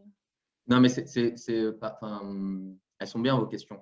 Non, c'est parce que ça m'amène à réfléchir en même temps sur des trucs, des doutes que je traverse et je n'ai pas de réponse précise à tout ça. Mais je pense que typiquement, c'est là où. C'est pour ça qui signe l'œuvre, pour moi, c'est quelque chose d'important. C'est-à-dire que l'idée, ce n'est pas de positionner des figures habitantes en tant qu'auteur pour d'un coup dire ah ben, en fait, on a réussi à transformer des habitants en auteurs. Ce n'est pas ça. C'est plutôt l'inverse. Et moi, je me souviens, on avait fait un temps d'échange qui avait terminé de manière assez violente pour certaines. Enfin, on était 30-40 en plein cœur du quartier. On avait organisé un séminaire avec des sociologues. Et Salem, du coup, qui est un des auteurs, il avait dit mais en fait, jusqu'à quand nos territoires vont être vampirisés? Et en fait, très bien, prenez ce que vous voulez, toute la matière qu'on a à vous donner, mais en retour, est-ce que le sociologue me laisse une partie de son cerveau, que l'architecte me laisse une partie de son cerveau, que moi je m'en nourris, c'est que moi, à mon tour, je devienne artiste, que je devienne auteur de quelque chose. Et donc, c'est tout ça qui finalement est très important. Et c'est là où, si on fait exister des cultures de projet locales, pour moi, on s'adapte aussi à des envies. Et c'est là où il faut faire très attention parce que qui définit ce qu'est la norme, qui définit ce qu'est le bon goût, qui définit ce qu'est le kitsch. Et donc, d'un coup, nous, ça nous a pris 1 an à écrire tout ce projet ensemble. Moi, à essayer de déplacer mes outils habituels. On ne fonctionnait pas du tout par mail. On avait un groupe WhatsApp, on se faisait un appel en visio par semaine parce que les mails, Saïd, Salem et Mohamed, ils n'ont pas l'habitude de fonctionner comme ça. Et donc, comment est-ce qu'on réinvente des outils qui sont à la croisée des 4 auteurs en fait. Et ça a très bien fonctionné. Et je pense que c'est… Et quand, je ne sais pas, dans certains lieux, il y a un habitant qui vient demander à une direction de lieu culturel, j'ai envie de faire ça, avec la direction lui dit fais-moi une note, je pense qu'on est mal parti déjà. Donc, je pense qu'il y a des formes d'adaptation aussi qui doivent être de chaque côté. Ce n'est pas binaire, il n'y a pas 2 côtés. Mais je pense de l'ensemble des personnes qui constituent le projet politique, en fait. Et donc, je pense que si on arrive à être là-dedans, en fait, les gens ne se rattachent pas à vous. Et quand vous partez, les gens savent faire sans vous. Et typiquement, Mohamed, il a un projet aux Comores. Moi, il m'a demandé de l'accompagner là-bas. Moi, j'ai mon projet d'école en Afghanistan. J'ai personne qui a un savoir-faire là-bas de fondation. Mohamed, c'est son travail depuis 10 ans. Donc, l'idée, c'est quand je construirai l'école, qu'ils viennent avec moi là-bas. Donc, c'est aussi ces déplacements. Salem, il a travaillé avec moi à Roubaix, à Clichy. Le projet, si j'ai le temps de vous en parler, vous allez voir qu'on a poussé le truc encore plus loin avec Salem, où il a eu un statut d'interprète, danseur-interprète. Donc, c'est tout ça qui devient intéressant. C'est comment les gens ne sont plus habitants, c'est pour ça que je parlais de ça, mais ils ont des compétences et des statuts qui sont autres que simplement le fait de dire ils habitent tel ou tel endroit. On vous laisse continuer, sauf s'il y a une question. Non, sur la présentation des 2 autres projets, effectivement. Ouais, il y en a. J'en ai un dernier à présenter là, c'est celui de Clichy-sous-Bois. Ouais. Okay. Mais c'est comme pour Dunkerque, c'est des projets qui s'imbriquent les uns dans les autres. Je vais me remettre en stage. Et puis on continue les échanges après. Ouais. Donc ouais, Clichy-sous-Bois et Montfermeil, peut-être juste avant de commencer là-dessus. Donc on est à vol d'oiseau à, je pense, une douzaine de kilomètres du centre de Paris. Mais pour aller jusque là-bas en transport en commun, on met 1h30. C'est un territoire qui est à la fois mal desservi par les transports en commun et à la fois par le réseau viaire, les routes, etc. Et donc, pour situer aussi Clichy-sous-Bois et Montfermeil, c'est de là que partent les révoltes urbaines et sociales de 2005 après la mort de Zied Ebouna, poursuivi par la police. Et donc, le maire de l'époque, Claude Dillin, qui était quelqu'un qui a beaucoup fait pour le territoire. Les gens, enfin, sur place, beaucoup le regrettent, il est décédé aujourd'hui. À l'époque, il s'était dit que pour tenter de remédier à tout cet enclavement, etc., il fallait peut-être développer des outils culturels qui donnent des formes d'autonomie aux gens du territoire. Et donc, c'est là que le projet a mis 10 ans à se construire. Et donc, les ateliers Médicis sont apparus sur le territoire il y a à peu près 5 ans. Et il m'avait invité en résidence d'artiste-chercheur associé. Et donc, au départ, moi, Clichy-sous-Bois et Montfermeil, je connaissais assez bien par rapport à mes recherches. J'y avais joué au foot beaucoup quand j'étais gamin. C'est un territoire que je connais son histoire. Et donc, je me méfiais aussi d'un coup de tout ce qui se passait et de cette invitation. Et je leur ai du coup demandé d'être en résidence de recherche simplement pendant 1 an, sans avoir à produire quoi que ce soit. Donc, j'ai habité là-bas, j'ai passé du temps aux archives, j'ai rencontré les gens par moi-même et je me suis intéressé à la manière dont ce territoire a été aménagé. Et à chaque fois que j'y allais, en fait, il y avait toujours beaucoup de gamins dehors. Et moi, j'avais mes outils. Et donc, d'un coup, il y a des espaces de construction qui ont existé entre nous. Et je me suis dit, et si je partais d'eux, avec eux comme commissaire d'expo ou directeur artistique du projet. Et donc, j'étais ni associé à des associations, ni à des écoles, ni à des centres sociaux, ce que je dénonce pas du tout. Mais j'avais le temps, à ce moment-là, d'être à Clichy-sous-Bois, donc je voulais faire les rencontres par moi-même. Ailleurs, dans d'autres territoires, j'ai déjà travaillé avec des structures scolaires, etc. Et c'était super. Mais là, j'avais envie de ne pas être dirigé vers des publics avec lesquels les ateliers Médicis avaient l'habitude de travailler. Je voulais faire les rencontres par moi-même. Et donc, c'est là que je constitue un outil que j'ai appelé l'école nomade, où en fait, j'ai construit une table circulaire avec un groupe d'enfants. C'était un groupe hybride qui changeait à chaque atelier. Et je m'installais directement dans des endroits stratégiques des villes de Clichy-sous-Bois et de Montfermeil. Et on a interrogé du coup différents objets urbains, différents objets politiques, différentes situations, différents souvenirs qu'ils avaient.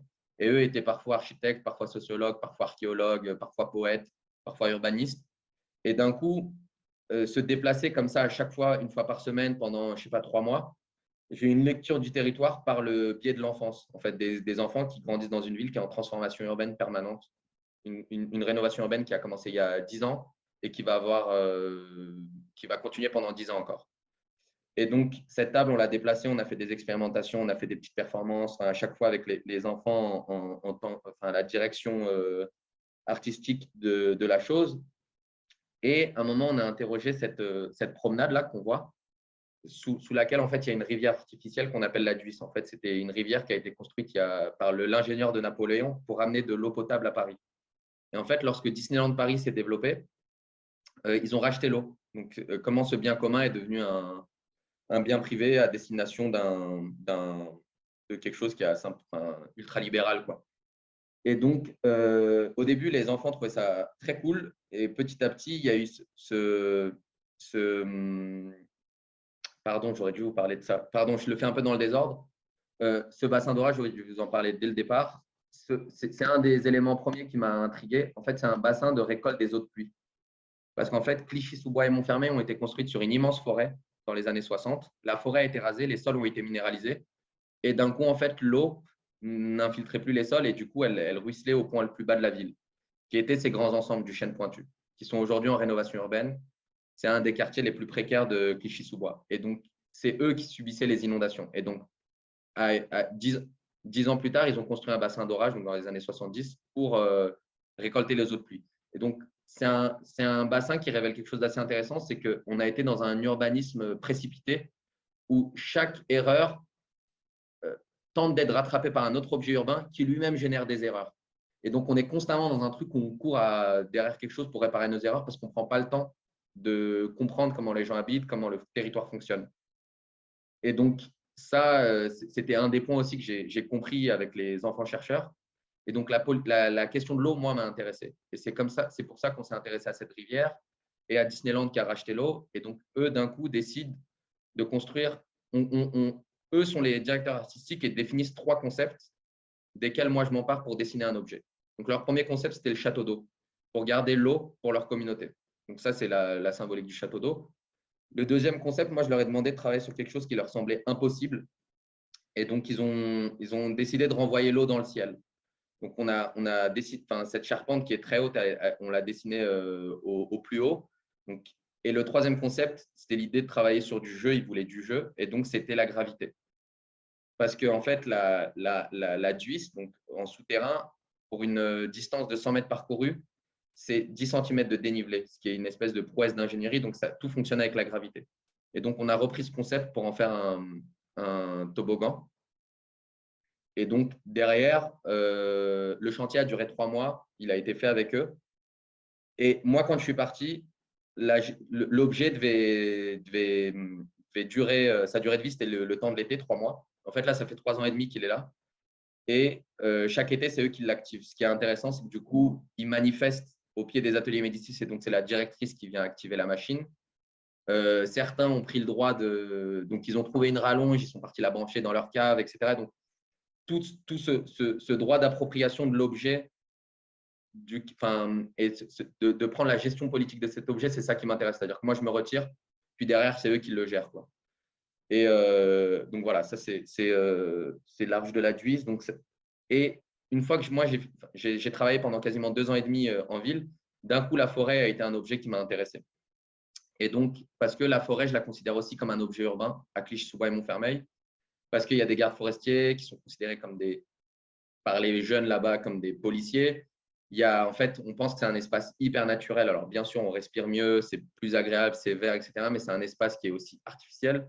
C'est des arbres plantés. Enfin, c'est aussi de déconstruire ce mythe qui oppose ville-forêt. Moi, je considère que c'est un écosystème commun. Et donc, ce qui se passe en forêt et qui est assez intéressant, c'est que la rénovation urbaine qui est en cours, elle ne tient pas compte de beaucoup de personnes qui sont marginalisées et pour qui, du coup, la forêt, la lisière de la forêt est devenue un espèce de refuge. Et donc, on a investi cet espace avec le groupe d'enfants chercheurs. Et Cambert, que vous voyez là, s'est dit, est-ce qu'on ne construirait pas une cabane qui serait un peu le bureau? Donc, il a commencé à travailler sur une maquette de plateau triangulaire. Moi, j'ai essayé de le forcer à partir sur du plateau carré, mais ça n'a pas marché. Parce que derrière, c'est un peu galère à construire. Mais on s'est baladé pendant 2 jours. On a trouvé un endroit en forêt où il y avait les 3 arbres. On a essayé de rendre l'utopie concrète. Donc, on a commencé à construire sa cabane. Et derrière, en fait, la cabane est devenue un endroit où on a fait des plateaux radio, c'est devenu le salon de thé. Moi, c'est devenu mon observatoire, mon bureau. On a fait des ateliers d'écriture. Et c'est là aussi où moi, j'ai rencontré tous ceux que j'appelle les invisibles de la forêt. Donc, c'est toutes ces personnes marginalisées, certaines qui habitent dans cette forêt depuis 30 ans, certaines qui picolent là, certaines qui mangent là, certaines qui viennent oublier leurs soucis à cet endroit. Et donc, voilà, ça, c'est la cabane finale qui a eu une durée de vie de 2 ans. On l'a démontée là récemment. Et en fait, ça a été le bureau, l'observatoire pour construire toute l'épaisseur dramaturgique à la fois d'un film documentaire que je réalise avec Romain Rampillon depuis 2 ans et à la fois une création chorégraphique dont je vais vous parler. Et c'est le projet que j'appelle En dessous la forêt, parce que sous la dalle de béton, en ville, il y a toujours cette forêt qui dort. Et donc, on a commencé à dessiner des micro-expérimentations avec les différents groupes avec lesquels on travaillait. On a essayé de créer un peu de poésie à cet endroit à travers la poésie, créer des dispositifs éminemment politiques. Ça, c'est le film documentaire donc, qui raconte l'histoire vraie de Pedro et Sapa, ces 2 adolescents qu'on a rencontrés en forêt et qui avaient l'habitude de jouer dans les friches. Mais maintenant, les friches, avec la gare du Grand Paris, la promotion immobilière, l'arrivée des ateliers Médicis, ma présence là-bas, tous ces artistes qui existent là-bas, en fait, elles sont en train de se transformer en logement ou en équipement. Donc, il n'y a plus ces espaces de jeu. Et donc, la forêt est devenue un nouveau terrain de jeu pour eux. Ça, c'est Oumar, c'est un mec qui est dans cette forêt depuis 30 ans, qui construit des cabanes, mais ces cabanes à lui sont rasées. Et les miennes sont autorisées. Donc, d'un coup, je me pose la question aussi qui signe l'œuvre. Celui qui a le statut d'architecte-artiste peut construire, il a l'autorisation, mais les autres, non. Donc, d'un coup, on se dit comment le film ou le projet devient un outil commun à disposition d'une communauté qu'on fédère en forêt. Donc, d'un coup, ces cabanes qui construisent, on dit que c'est des dispositifs pour le film et donc, elles peuvent exister. Et en parallèle, du coup, il y a cette création chorégraphique du coup, qu'on a livrée pour l'été dernier, où j'étais metteur en scène à la direction artistique et metteur en scène du projet. Et l'idée pour moi, c'était donc voilà, il y a eu cet objet que j'ai dessiné, puis qu'on a construit. L'idée, c'était les danseurs ont construit ce projet avec nous aussi. C'était important pour moi que les danseurs deviennent constructeurs et les constructeurs deviennent interprètes. c'est là que, par exemple, Salem, qu'on voit derrière, avec qui je bosse, dont je parlais tout à l'heure à Dunkerque, ou Alexis, qui lui est régisseur site et plateau sur le Festival d'Avignon ou à Marseille, d'un coup, je leur dis, il faut que vous soyez interprète et qu'on crée le flou. Parce que ce qu'on crée là, en fait, c'est on ne sait pas si on colonise la forêt ou si on crée un espace de résistance. On ne sait pas si on détruit quelque chose ou si on vient en construire. On ne sait pas si on on sait pas si on arrive ou si on part. Et c'est toute cette ambivalence que je voulais faire exister parce que la gare du Grand Paris qui se construit, elle vient exercer une pression foncière sur cette forêt et les deux maires veulent construire sur cette forêt. Et donc, d'un coup, cet objet concret là, il raconte l'histoire d'un chantier. Je vais rentrer peut-être un peu plus dans les détails avec les tableaux. Donc, au tout départ, le premier tableau, c'est de faire exister cette forêt qui était là dès le départ. Et ensuite, il y a ce qu'on appelle les chemins des urbanistes. C'est ces grands axes qui ont été tracés que les gens empruntent de manière presque mécanique. Donc, il y a ces marches qui existent et en même temps, les constructeurs apparaissent pour invisibiliser progressivement les corps. Donc là, on voit qu'on passe d'une transparence à une espèce d'opacité progressive parce que la rénovation urbaine, c'est aussi ça. C'est aussi des corps invisibilisés, c'est aussi des corps exploités sur les chantiers qui habitent le territoire et à qui on demande de travailler pour remplir des questions de quotas et de dire, du coup, on a employé des gens du quartier pour la rénovation urbaine. Mais en fait, 10 ans plus tard, ces corps ne sont plus là parce que le foncier est trop élevé et parce qu'ils ne peuvent plus rester et on les a relogés ailleurs. Et donc, c'est comment ces corps exploités sont eux aussi invisibilisés. C'est pour ça que ça m'intéressait de faire exister les constructeurs aussi, qui en fait, les gens qui travaillent à la gare du Grand Paris, moi je les connais, ils sont conscients de cette schizophrénie à laquelle ils participent, c'est-à-dire ils sont conscients qu'ils construisent ce qui va les faire partir en fait. Et donc, il y a une chose qui se passe et qui est très intéressante pour moi en ville, c'est que les gens ont pris le droit de redessiner leur chemin. Donc, par exemple, les collégiens vont casser un mur de parpaing. Un parpaing sur deux va être cassé, ça va devenir une échelle. Et donc, ils vont accéder plus vite au collège. Les gens vont arracher un grillage pour accéder plus vite à l'arrêt de bus parce que ces grands axes ne tenaient pas compte de cette intelligence d'usage. Et donc, ça, c'est un geste. Ce geste de subversion, pour moi, il a été hyper important parce que les gens prennent le droit de reconfigurer les espaces qu'ils habitent. Et donc, une fois qu'il y a eu opacification, les constructeurs, certains pensaient que c'était des danseurs, du coup, reconstruisent une façade. Et d'un coup, ça devient une espèce de feuille blanche sur laquelle les danseurs viennent redessiner leur propre chemin, sur lesquels ils se déplacent, en fait, progressivement. Donc, l'histoire de la création chorégraphique, c'était de raconter le territoire sans être en étant dans une poésie et sans être dans un espèce de récit littéral d'une rénovation urbaine avec une barre qu'on démolit, par exemple, mais de révéler finalement ces gestes pratiques, ces gestes politiques du quotidien qui sont quasiment invisibles et d'essayer de les révéler ou de les magnifier, entre guillemets, si je peux me permettre. Ouais, je vais m'arrêter là. Je crois que je ne sais pas si ça amène des questions. Sûrement. Merci beaucoup. Je pense que ça va en amener d'autres, effectivement.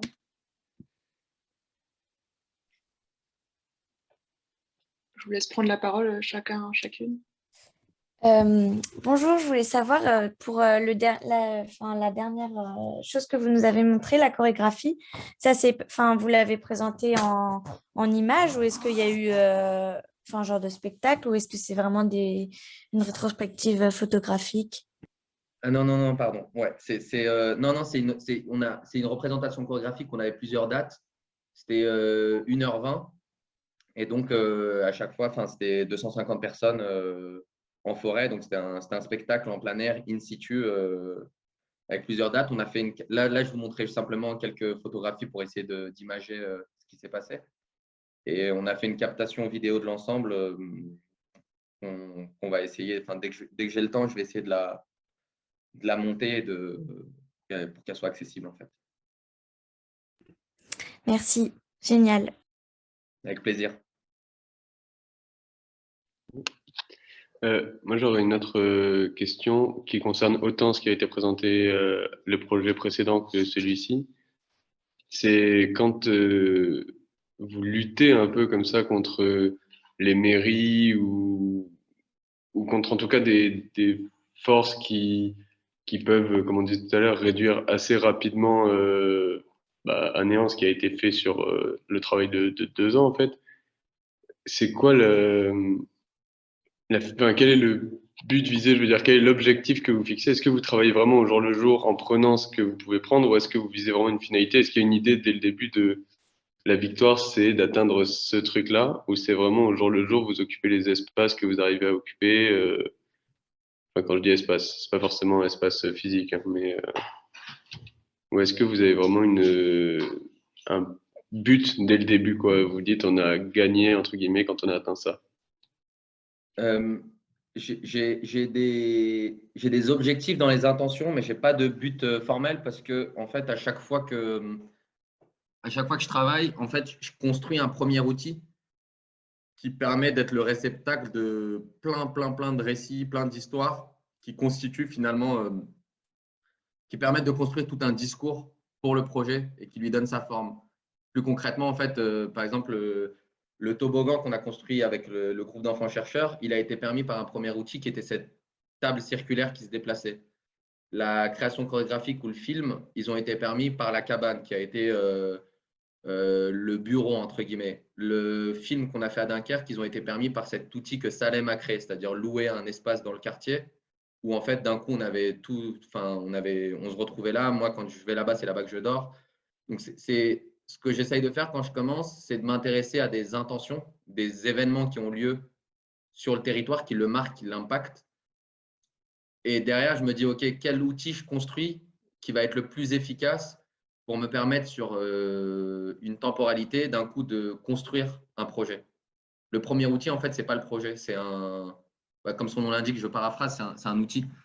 Et donc là, pour le coup, pour revenir au début de la question, aussi à Clichy-sous-Bois et Montfermeil, ça a été assez simple avec les pouvoirs publics ou les autorités parce que d'un coup, j'ai contacté l'agence des espaces verts qui sont les gens qui gèrent cette forêt. Ils ont compris pourquoi je faisais ce projet, donc ils m'ont mis à disposition un espace, ils m'ont permis de travailler en forêt et de construire. Et j'étais aussi artiste associé aux ateliers Médicis, donc d'un coup, j'avais un soutien aussi de la part des collectivités qui sont au conseil d'administration des ateliers Médicis. Donc là, c'était pas du tout le même enjeu qu'à Dunkerque. Ça s'est plutôt fait facilement. L'enjeu, il a plutôt été de dire moi, ça ne m'intéresse pas de travailler depuis l'enceinte du bâtiment des ateliers Médicis. Ce qui m'intéresse plus, c'est d'un coup de créer un espace. Si je m'intéresse aux enjeux qui affectent la forêt, il faut que j'habite cette forêt-là. Donc, mon atelier était en forêt, mon bureau, cette cabane était en forêt. Donc, c'était au quotidien, j'étais là-bas, j'observais depuis la cabane le mouvement des arbres pour que, en fait, lorsque je construise, pour voir lesquels ont le plus de prise au vent, lesquels bougent beaucoup, pour du coup construire la structure autour des arbres et que lorsque les arbres bougent, ils n'impactent pas la structure. Enfin, c'est tous ces micro-observations pendant 2 ans en forêt, quasiment tous les jours, qui m'ont permis d'un coup de fixer des objectifs les uns après les autres progressivement. Le formel arrive presque tout à la fin, en fait. Le dessin de la structure, je l'ai fait 1 mois avant la construction. Donc, c'est quelque chose qui est… Enfin, les formes plastiques m'intéressent, mais c'est quelque chose qui est… C'est pas un objectif pour moi au départ. Pour moi, c'est de donner du sens aux choses que je fais parce que je considère que les formats des résidences artistiques sont souvent trop courts. On n'a pas le temps de comprendre où on a mis les pieds. On nous demande déjà de produire des œuvres et des formes. Donc, moi, c'est un peu à cet endroit-là que j'essaye de retravailler avec les institutions culturelles avec lesquelles je travaille et qu'ils l'entendent très bien. Et jusqu'ici, je n'ai pas eu trop de problèmes. C'est de leur dire, en fait, pendant 6 mois, 1 an, je suis en recherche, je ne produis pas de forme. Mais par contre, ce temps-là, vous le payez parce que la recherche, il faut commencer à la faire valoir comme un temps nécessaire pour le projet et du coup un temps rémunéré parce que c'est là aussi où c'est très important parce que souvent en fait on rémunère uniquement les endroits de production et la recherche elle est déconsidérée et je pense que mon premier objectif c'est d'avoir un temps de recherche en fait, je dirais plutôt ça comme ça. D'accord, super, merci beaucoup. Alors moi, je me demandais, alors après Laurent, je te laisse la parole. Ouais. À l'école, certains étudiants travaillent sur les imaginaires de la forêt dans un petit module, et spécifiquement la forêt du ballon la montagne de Reims, qui est le parc naturel régional en fait. Et ils sont amenés à réaliser des entretiens, par exemple, avec des gens qui pratiquent la forêt. Et souvent, il y a le lien avec les souvenirs d'enfance en fait, de balades en forêt, etc. Mais c'est vrai qu'il y a les forêts lisières de ville, il y a les forêts voilà, plus implantés dans des milieux en campagne. Vous, avant cette expérience et projet à Clichy, voilà, quel était un peu votre lien, pareil, et vos imaginaires de la forêt? Est-ce que c'était justement cette forêt spécifique en lisière de ville? Est-ce que c'était d'autres? Et qu'est-ce que finalement cette rencontre a pu, enfin ce projet a pu, comment il a pu être connecté aussi avec des imaginaires peut-être préexistants, etc. Ouais. J'ai pas d'affinité particulière avec les forêts en général. J'ai pas grandi près d'une forêt. J'y suis allé bien entendu gamin à différentes reprises, etc. Mais je connaissais pas très bien finalement avant de m'y intéresser. Et le fait de la considérer comme un objet urbain, ça m'a facilité pas mal de choses puisque dès le départ, j'ai déconstruit ce mythe. Enfin, je ne sais pas comment dire ça. Pour moi, la question de l'écologie, ce n'est pas uniquement des arbres et ce n'est pas uniquement la question de l'environnement. À Clichy-sous-Bois, là où la question, ça a été très intéressant pour moi, c'est de travailler sur les écologies politiques et sociales. Qu'est-ce qu'on fait de ces corps marginalisés, oubliés, mis de côté? Qu'est-ce qu'ils ont à raconter? Et du coup, comment est-ce qu'à travers ces récits, on construit un espèce de projet ensemble? Et, et après, ce qui m'a intéressé, effectivement, c'est quand vous parlez de la perception quand on est enfant de la forêt, des mythes, des légendes. Ça m'a beaucoup intéressé à Clichy-sous-Bois et Montfermeil, parce qu'en fait, globalement, les enfants avec lesquels je travaillais, les enfants chercheurs avec lesquels je travaillais en ville, n'avaient plus le droit de venir avec moi en forêt, alors que je connaissais les parents et j'allais beaucoup plus loin avec eux ailleurs, etc. Parce qu'il y a la forêt dans certaines cultures, c'est un endroit dangereux, sombre, etc. Moi-même, je sais pas, les 2-3 premiers mois, je sais pas, quand j'allais à mon atelier à 2 heures du matin ou que je partais tard, j'entendais des bruits, je n'étais pas serein. Enfin, il y avait tous ces trucs-là. Et au bout d'un an, on comprend tout. On la regarde autrement, on sait quel bruit correspond à quoi. On apprend les essences qui sont en forêt. Puis on est à l'aise, en fait. Puis moi, j'ai aussi appris tous les endroits où je sais que les invisibles existent. C'est-à-dire, eux me voyaient pendant longtemps et j'ai appris à… Et c'est là que je parle d'écologie sociale et politique et c'est ça qui est assez intéressant pour moi. Et c'est pour ça que je parle du fait que ville et forêt ne s'opposent pas, ça va ensemble. Donc, en fait, j'ai appris en étant sur place et c'est pour ça que d'avoir mon bureau, entre guillemets, et mon atelier en forêt, ça a été quand même un geste assez indispensable dans mon travail de recherche. Merci. Laurent, Oui, merci. Bonjour, merci, c'était super intéressant. Donc, je suis enseignant, ça se voit peut-être.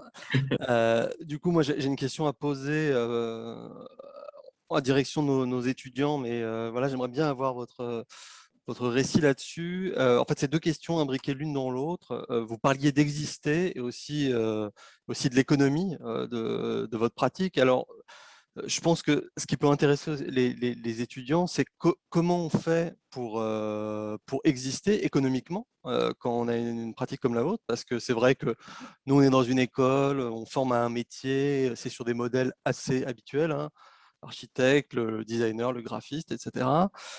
Et puis, deuxièmement, vous avez une double casquette. Alors, c'est vrai que votre site, on ne le voit pas, mais on voit des bios sur vous. Il y a toujours architecte / artiste ou virgule.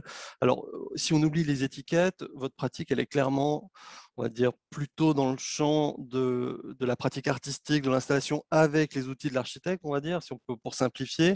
Est-ce que vous avez renoncé à être dans la pratique architecturale de l'architecte? Est-ce que c'est les institutions auxquelles sont confrontés l'architecte qui font qu'en fait, vous ne pouvez pas exprimer la même chose, construire un discours comme vous le faites avec toutes vos créations? Voilà. J'espère que ça ne va pas être trop long. Je ne sais pas si on est encore dans les temps. si, parfait. Voilà. Jusqu'à 16h, c'est bon.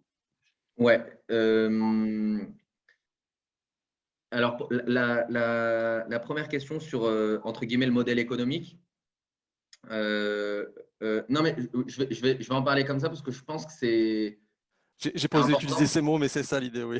Ouais, mais pour moi, ça ne doit pas être quelque chose de tabou. Et moi, en fait, quand on a monté la plateforme Amanyuan, je suis allé voir les collègues, amis qui avaient monté des plateformes, des collectifs, etc. C'est les questions que je leur ai posées. Au bout de combien de temps vous vous êtes payé? Par quoi vous êtes passé?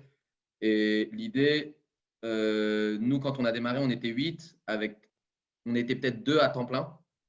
Et après, notre réalité, c'était qu'aussi, il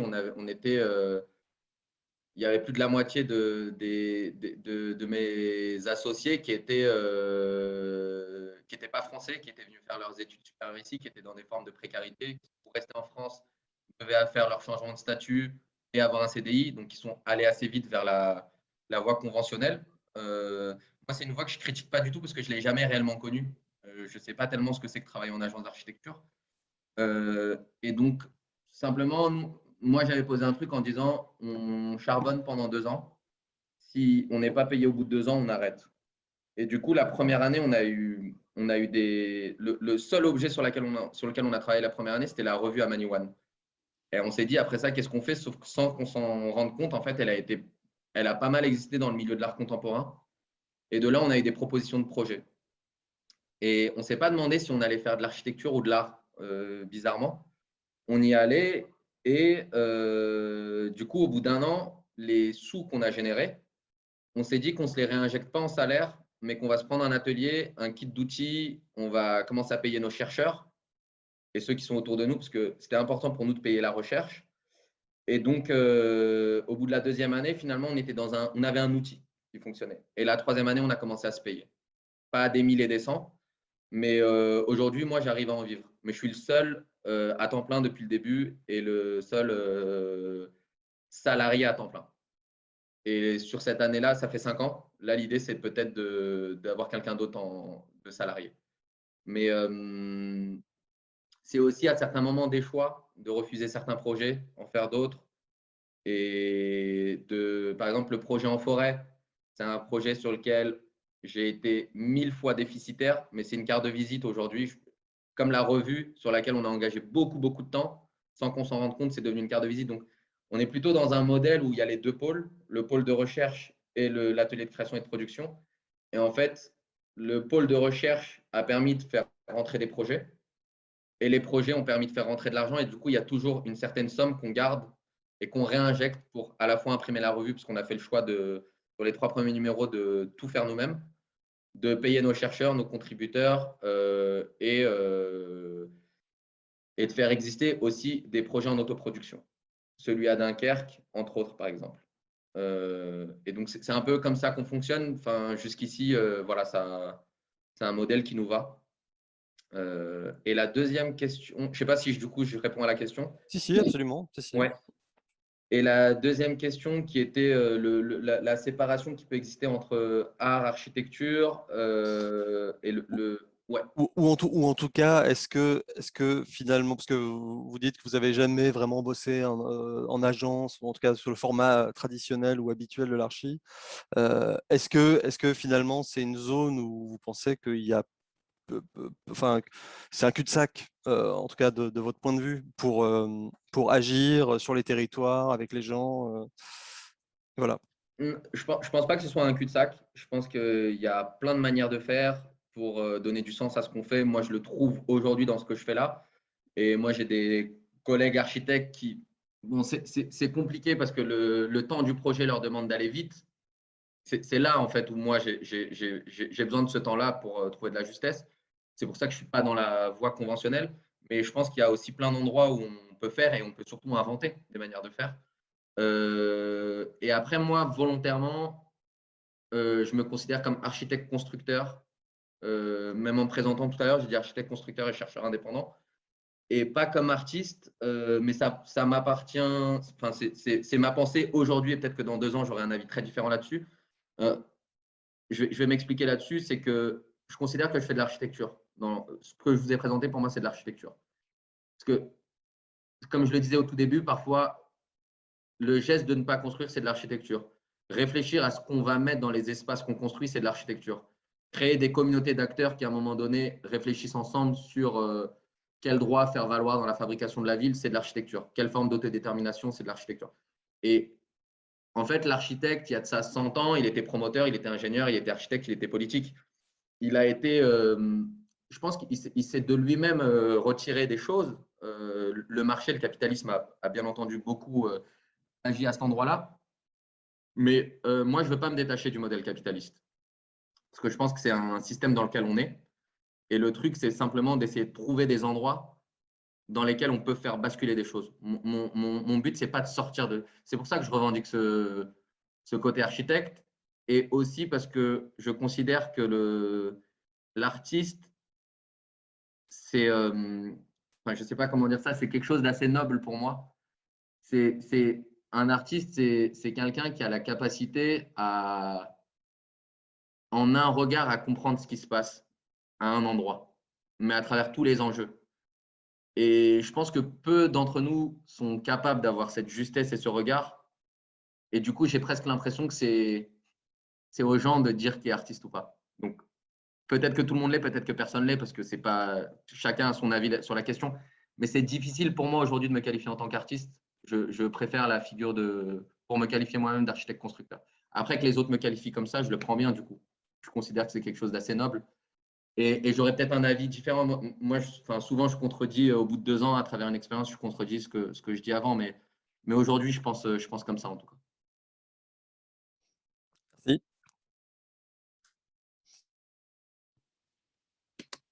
D'autres questions, Romain?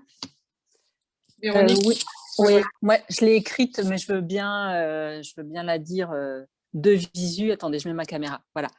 Bonjour, merci beaucoup d'avoir répondu déjà à notre appel, parce que moi, je tenais beaucoup en fait à ce que vous présentiez votre travail. Je le trouve absolument passionnant, notamment sur la question des tensions, donc toutes les tensions qui existent en fait sur vos terrains d'action. J'ai le sentiment que ces tensions, elles sont alors peut-être devenues, mais en fait moteurs de projet, mais c'est-à-dire qu'elles vous ont aidé à générer une forme d'inventivité dans vos projets. Et je voulais un peu vous entendre là-dessus, en fait, si vous étiez d'accord avec ça, ou comment ça s'est construit, parce que j'imagine que vous ne pouvez pas anticiper les tensions qu'il va y avoir sur chaque terrain, donc c'est chaque cas de figure en fait qui vous les révèle.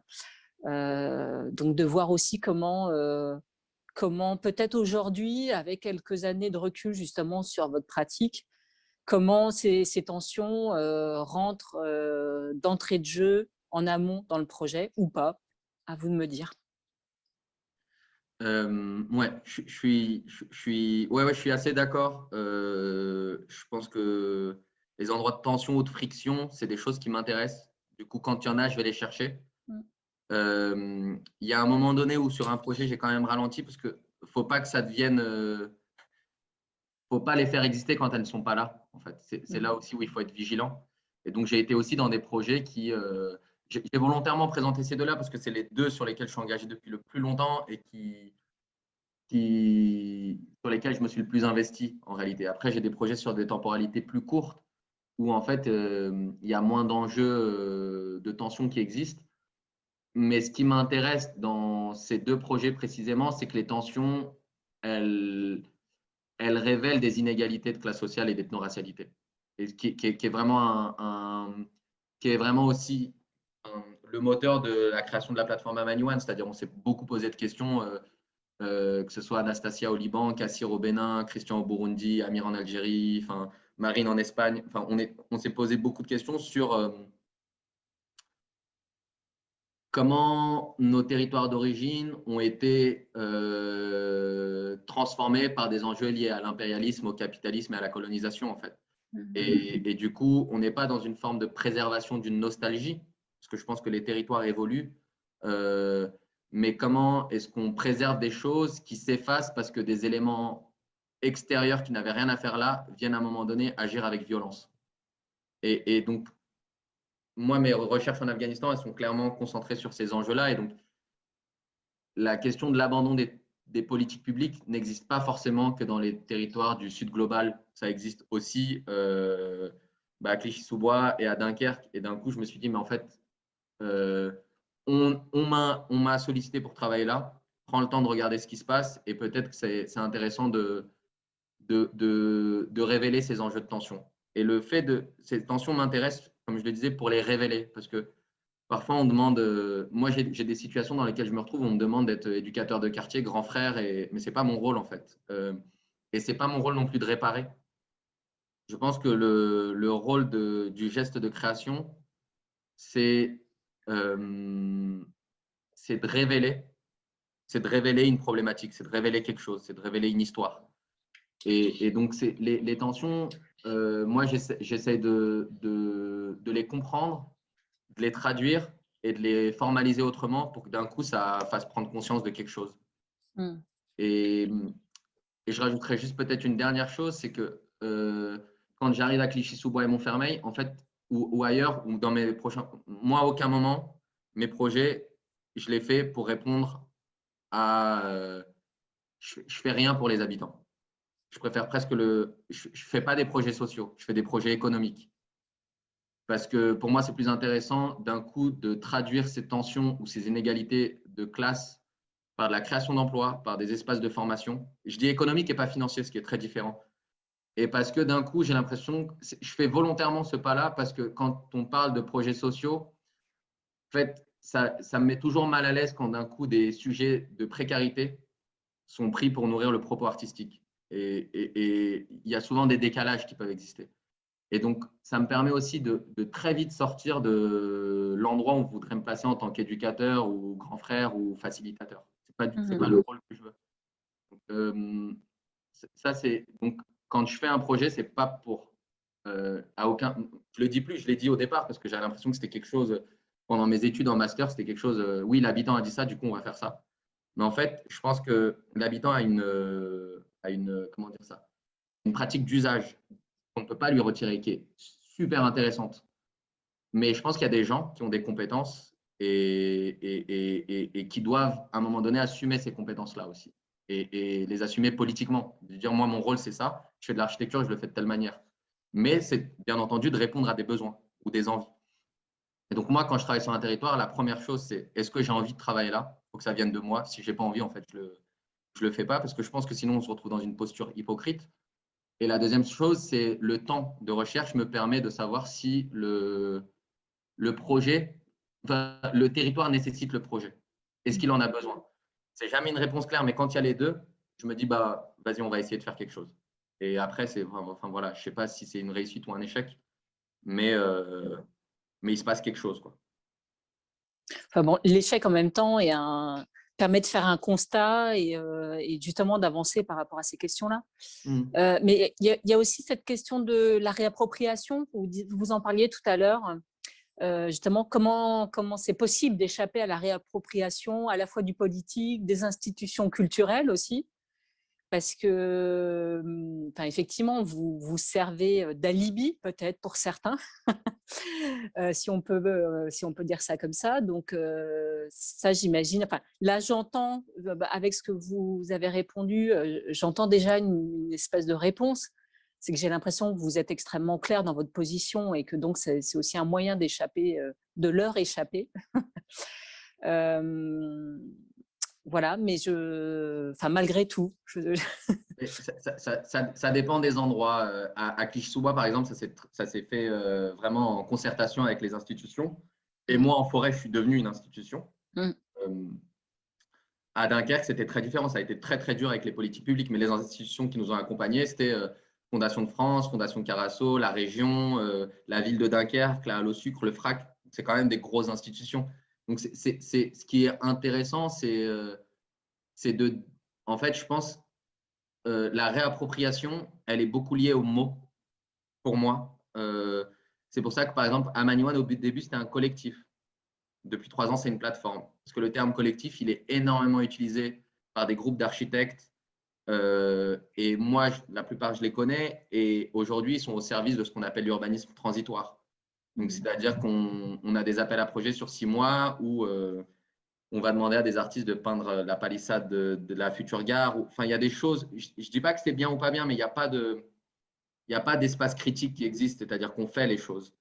Et donc, d'un coup, quand j'arrivais, moi, devant des collectivités qui me demandaient de travailler avec eux, que j'utilisais le mot collectif, bah, d'une part, elles se frottent les mains parce qu'elles disent c'est un collectif d'archi, donc ça ne va pas être une agence d'archi, donc on va les payer 2 fois moins cher. Et d'autre part, ils vont faire de l'urbanisme transitoire. Et avec tout ce que ça induit, c'est-à-dire l'image, je l'utilise volontairement. Moi, je n'ai rien contre la palette, mais avec un design de palette, en fait, on est très vite catégorisé dans quelque chose. Et donc, on est tout de suite dépossédé d'une espèce de pensée critique qu'on travaille depuis longtemps. Donc, le fait d'avoir changé en plateforme, peut-être que dans 3 ans, je vais le changer encore. Mais c'est, je pense, la réappropriation, si on la subit, c'est que, je ne dis pas qu'on le mérite, pas du tout, mais en fait, c'est un travail à faire sur les mots qu'on utilise constamment et du coup, de réinventer les mots parce que les mots nous sont… je ne sais pas comment, dans les appels à projets, aujourd'hui, il y a tous les mots qu'utilisaient les collectifs militants d'il y a 15 ans, en fait. Et donc, je pense que si on en parle avec ces collectifs militants il y a 15 ans, c'est pour ça que j'essaie de déconstruire le mot habitant, j'essaie de déconstruire le mot participatif, le mot concertation, qu'est-ce que ça veut dire? Et je pense que ce travail, il est à faire, et si on le fait bien, ce qu'il y a d'intéressant, c'est qu'en fait, on recrée la commande, on la déplace. Et je pense qu'on déplace les institutions avec nous. En fait, les institutions, c'est là que c'est intéressant, en fait. Je pense qu'il ne faut pas être contre les institutions, il faut travailler avec elles pour faire en sorte qu'elles comprennent et qu'elles se déplacent. Et il y a des endroits où ça marche. Enfin, moi, j'ai des projets, la plupart du temps, ça marche très bien. C'est-à-dire que je pense que c'est des gens, s'ils sollicitent la plateforme Amanyone, c'est qu'ils savent qu'il y a déjà cette approche-là. Et donc, ils sont ouverts à l'idée de transformer des endroits, quoi. Et donc, et quand ça ne va pas, ben on arrête. Ce n'est pas grave. Mais la plupart du temps, ça se passe bien. En plus, on travaille ensemble. Donc, je pense que la réappropriation, on y échappe de cette manière-là. Je pense que si d'un coup, on construit un propos en disant, bah, je ne sais pas, je vais aller vite et je caricature un peu, mais on a un collectif pluridisciplinaire qui fait du participatif avec des habitants. Il y en a 5000 en France. Et donc, qu'est-ce que ça veut dire réellement? Et je pense que ça peut… Et on regarde je sais pas, les fascicules de Vinci, bah, ça va être, je ne sais pas, agir pour un chantier participatif dans un quartier en renouvellement urbain. En fait, c'est un peu comment on dissocie les deux. Je pense en essayant de réinventer la manière de se définir. Ben, j'apprécie beaucoup que vous n'utilisiez pas d'ailleurs le terme co-construire, qui est une espèce de boîte aussi qu'on va plus trouver chez les chercheurs en fait, mais nous, on défend une recherche par la pratique et en même temps, on nous demande d'utiliser des termes de chercheurs de théoriciens. Donc, c'est extrêmement problématique parce que ça nous met effectivement dans des boîtes qui ne nous convient pas du tout. Et si le problème, c'est que même en cherchant à inventer nos propres termes, on a un problème de compréhension, en fait. Bien sûr. Voilà, qui fait qu'on va certainement passer à côté de certains appels à projets. Alors, nous, on a plus à faire au ministère de la Culture, enfin, notamment pour avoir des subventions pour l'école et autres. Donc, je trouve ça extrêmement pertinent, la manière dont vous arrivez déjouer, comment vous décryptez déjà, en fait, vous faites votre état des lieux un peu de tout ce qui se passe déjà depuis quelques années autour de cette idée du collectif, du participatif et autres. Et ça laisse entrevoir, en fait, malgré tout, plein de pistes pour le faire avec ses propres outils. Et donc ça, je trouve ça super, quoi. Merci beaucoup. Merci beaucoup. Je me demandais dans la projection du projet en Afghanistan, est-ce qu'il y a cette idée aussi où le cadre sera tout autre et vous permettra d'échapper justement à toutes ces questions de terminologie qui se pose ici, de cadre et de réappropriation potentiellement et institutionnelle et culturelle, où il y a d'autres cadres qu'on ne perçoit peut-être pas ici qui poseront aussi d'autres contraintes en fait, ou sûrement autrement, mais… je pense que c'est des problématiques similaires existent en termes de communication, c'est-à-dire que moi, localement, je ne dis pas que c'est une école, je dis que c'est un warak-shop. Warak-shop, c'est le même mot que workshop en fait. Mais localement, les Pashtuns disent warak-shop, qui est une entreprise ou un petit business. C'est généralement des containers dans lesquels il y a soit le garagiste, soit le boulanger, etc. Parce que, en fait, moi, je suis issu d'un territoire tribal où l'opposition armée au pouvoir et les écoles ont été détruites et interdites à la reconstruction. Alors, il y a beaucoup d'ingérences là-dedans, notamment pakistanaises, mais je ne vais pas rentrer dans les détails. Et du coup, depuis 5 ans, c'est plutôt des réunions souterraines que je fais mais au sens littéral, quoi. On va dans des espèces de grottes, quoi, avec les barbes grises, les sages, les artisans. Ces gens qui finalement sont c'est les plus progressistes parce qu'ils ont fait toutes leurs études dans les années 70. Et on se dit comment faire le truc. Et du coup, on ne dit pas que c'est une école, on dit que c'est un business. Donc, c'est pareil, en fait, c'est détourner les mots ou d'apprendre à utiliser les bons mots parce qu'il faut aussi, comme partout, je ne sais pas, je parlais du permis de construire. J'ai pu ne pas le déposer à Dunkerque pour des raisons évidentes de sécurité, c'est-à-dire que s'il y a une plainte, il y a une plainte, quoi. C'est pas très grave. Là-bas, j'ai l'obligation de demander l'autorisation aux forces locales. Et donc, il y a aussi des négociations qui existent sur la manière de leur raconter le projet pour que quand le projet naisse, eux le voient comme tu leur as raconté, mais que toi, tu saches comment tu le développes derrière. Et donc, comment on fait en sorte que on va sans doute prendre 5 étudiants qu'on va former pendant 3 ans et derrière essayer de les inscrire sur le marché du travail avec leurs propres outils. Et donc, toutes ces questions, évidemment, ouais, elles se posent. Je pense qu'elles se posent à chaque endroit, c'est-à-dire comment on fait avec les autorités locales, quel jargon on utilise pour faire comprendre le projet aux gens. Et pour revenir au quartier en rénovation urbaine, le terme expropriation, d'un point de vue des technocrates, c'est expropriation, merde, j'ai oublié, c'est acquisition à l'amiable par droit de préemption. C'est un truc, moi je suis archi et j'ai dû le lire 5 fois avant de comprendre. Donc ça, c'est le mot pour dire qu'on va déloger ou exproprier quelqu'un. Et donc, je pense qu'il y a des vrais problèmes à cet endroit-là. C'est comme quand, Véronique, vous parliez de co-construction, qui est un terme de chercheur, et du coup, ça permet à certaines personnes de se comprendre, et dès qu'on le réinvente, les gens ne l'interprètent plus de la même manière. Mais acquisition à l'amiable, déjà, ça veut dire qu'on est d'accord. Et le droit de préemption, c'est un droit étatique qui vous oblige. Donc, le terme est contradictoire.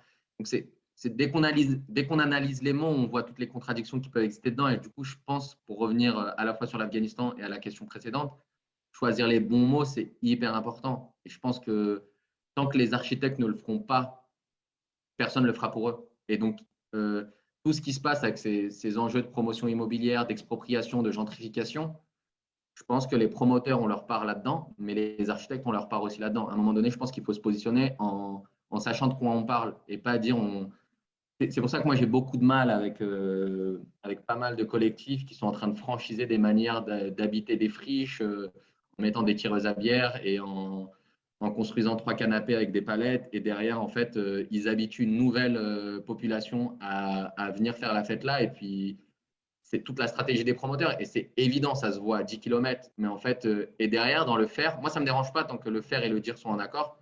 Mais dans la manière de présenter le truc, on dit que c'est un espace de mixité sociale, on travaille avec des réfugiés, mais en fait, c'est tout ce qui peut m'énerver au plus haut point.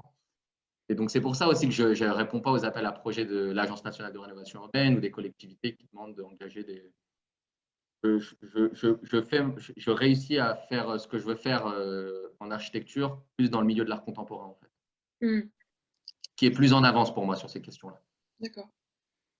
Effectivement, comme disait Véronique, vous avez des positions très claires pour refuser ou accepter un projet. Et dans tous les projets aussi que vous présentez et la posture que vous avez, je trouve qu'on retrouve beaucoup la compétence c'est même pas une compétence, c'est une sorte d'intelligence finalement, de compréhension du système aussi, où vous savez très bien là où vous pouvez tirer les choses ou détourner à un moment donné les choses à la présenter de telle manière à tel interlocuteur ou tel autre à un autre en fait. Et ça, c'est sûrement une compétence aussi nécessaire finalement à l'architecte aujourd'hui, mais je suis sûre également aux designers et à tout type de projet en fait. Y aurait-il des questions de la part des étudiants? Et là, je vois aussi Véronique qui vient de réinscrire dans le Padlet, ce n'est pas mon rôle de réparer. Ça aussi, c'est quelque chose qu'on entend énormément aujourd'hui au sein du design qui répare, ou au sein de la mode aussi, la mode qui répare. C'est intéressant de s'entendre dire le contraire. Ouais. Je vois une question sur la question de la place des femmes dans la transmission de savoir-faire et qui est assez intéressante aussi. En fait, sur les écoles que je construis, la première, c'est une école de menuiserie. Et la seconde, c'est une école sur la fabrication des tapis. En fait, les tapis, c'est les femmes nomades qui les fabriquent. Et ce qui m'intéresse avec les nomades, moi, je passe beaucoup de temps avec eux, c'est que pareil, vu qu'ils traversent tout le pays, ils traversent les frontières, ils connaissent pas mal de cultures, ce qui fait qu'ils ont une ouverture d'esprit qui est assez intéressante. Et toute la question, c'est comment créer des espaces là où les mœurs ne sont, enfin, pour certaines pratiques, là où les mœurs ne sont pas encore prêtes, disons, aux endroits de genre. Et du coup, moi, c'est quelque chose que j'essaye d'activer, sans doute pour la deuxième école qu'on va essayer de construire, je ne sais pas, d'ici une dizaine d'années, de travailler avec les femmes nomades. Et on va voir où ça va nous mener, tout en mettant mes propres limites là-dedans. Parce que moi, je crois pas mal en la question de l'autodétermination. Comme je vous l'ai expliqué, en France, par exemple, sur des territoires qui ont appris à se construire seuls par rapport aux abandons qu'ils ont subis. J'essaye de ne pas projeter mon idéal qui est d'une certaine manière aussi européocentré sur la manière dont la société doit fonctionner là-bas. Et du coup, ça, j'en parle moi beaucoup avec la communauté de femmes avec laquelle je travaille sur à quel point est-ce que c'est possible pour elles d'activer par elles-mêmes ces trucs-là et que moi, j'existe à l'endroit où elles veulent que j'existe, ou à quel point c'est nécessaire que ce soit activé par ma présence à travers notamment des leviers politiques qui peuvent faire en sorte que ça existe. Mais ces questions-là, en fait, c'est presque schizophrénique parce qu'on est à la fois en train de se freiner en se disant attention, est-ce que tu n'es pas en train de faire un truc comme ce qui s'est passé en fait récemment, mais c'est une très longue question, mais comment est-ce que le féminisme bourgeois occidental a phagocyté tous les féminismes autochtones qui pouvaient exister, que ce soit en Afghanistan ou ailleurs, en disant la femme afghane, parce qu'on parlait de la femme afghane et on parlait même plus des femmes, doit être de cette manière-là. Donc, à la fois être coincé dans ce truc-là et d'autre part en se disant, mais en même temps, peut-être que certaines personnes n'ont pas le pouvoir de faire les choses et est-ce qu'à ton endroit, tu ne peux pas rendre ton statut commun comme en forêt, d'un coup, mon statut d'architecte permet à Oumar de construire sa cabane. Donc, je suis un peu coincé entre ces deux choses. Pareil, je n'ai pas une réponse précise, mais je pense que ça va s'écrire avec les années. Et là-bas, la vraie question, c'est si on prend trop de risques, le problème, c'est que ce n'est pas simplement une question de poursuite judiciaire, ça peut aller plus loin, quoi. Donc, c'est d'être très vigilant vis-à-vis de ça pour pas, à travers les projets, faire exister plus de problématiques qu'il en existait auparavant, quoi. C'est pour ça que parfois, il faut aussi se dire, peut-être que je ne m'arrête pas et le geste, c'est de s'arrêter, quoi.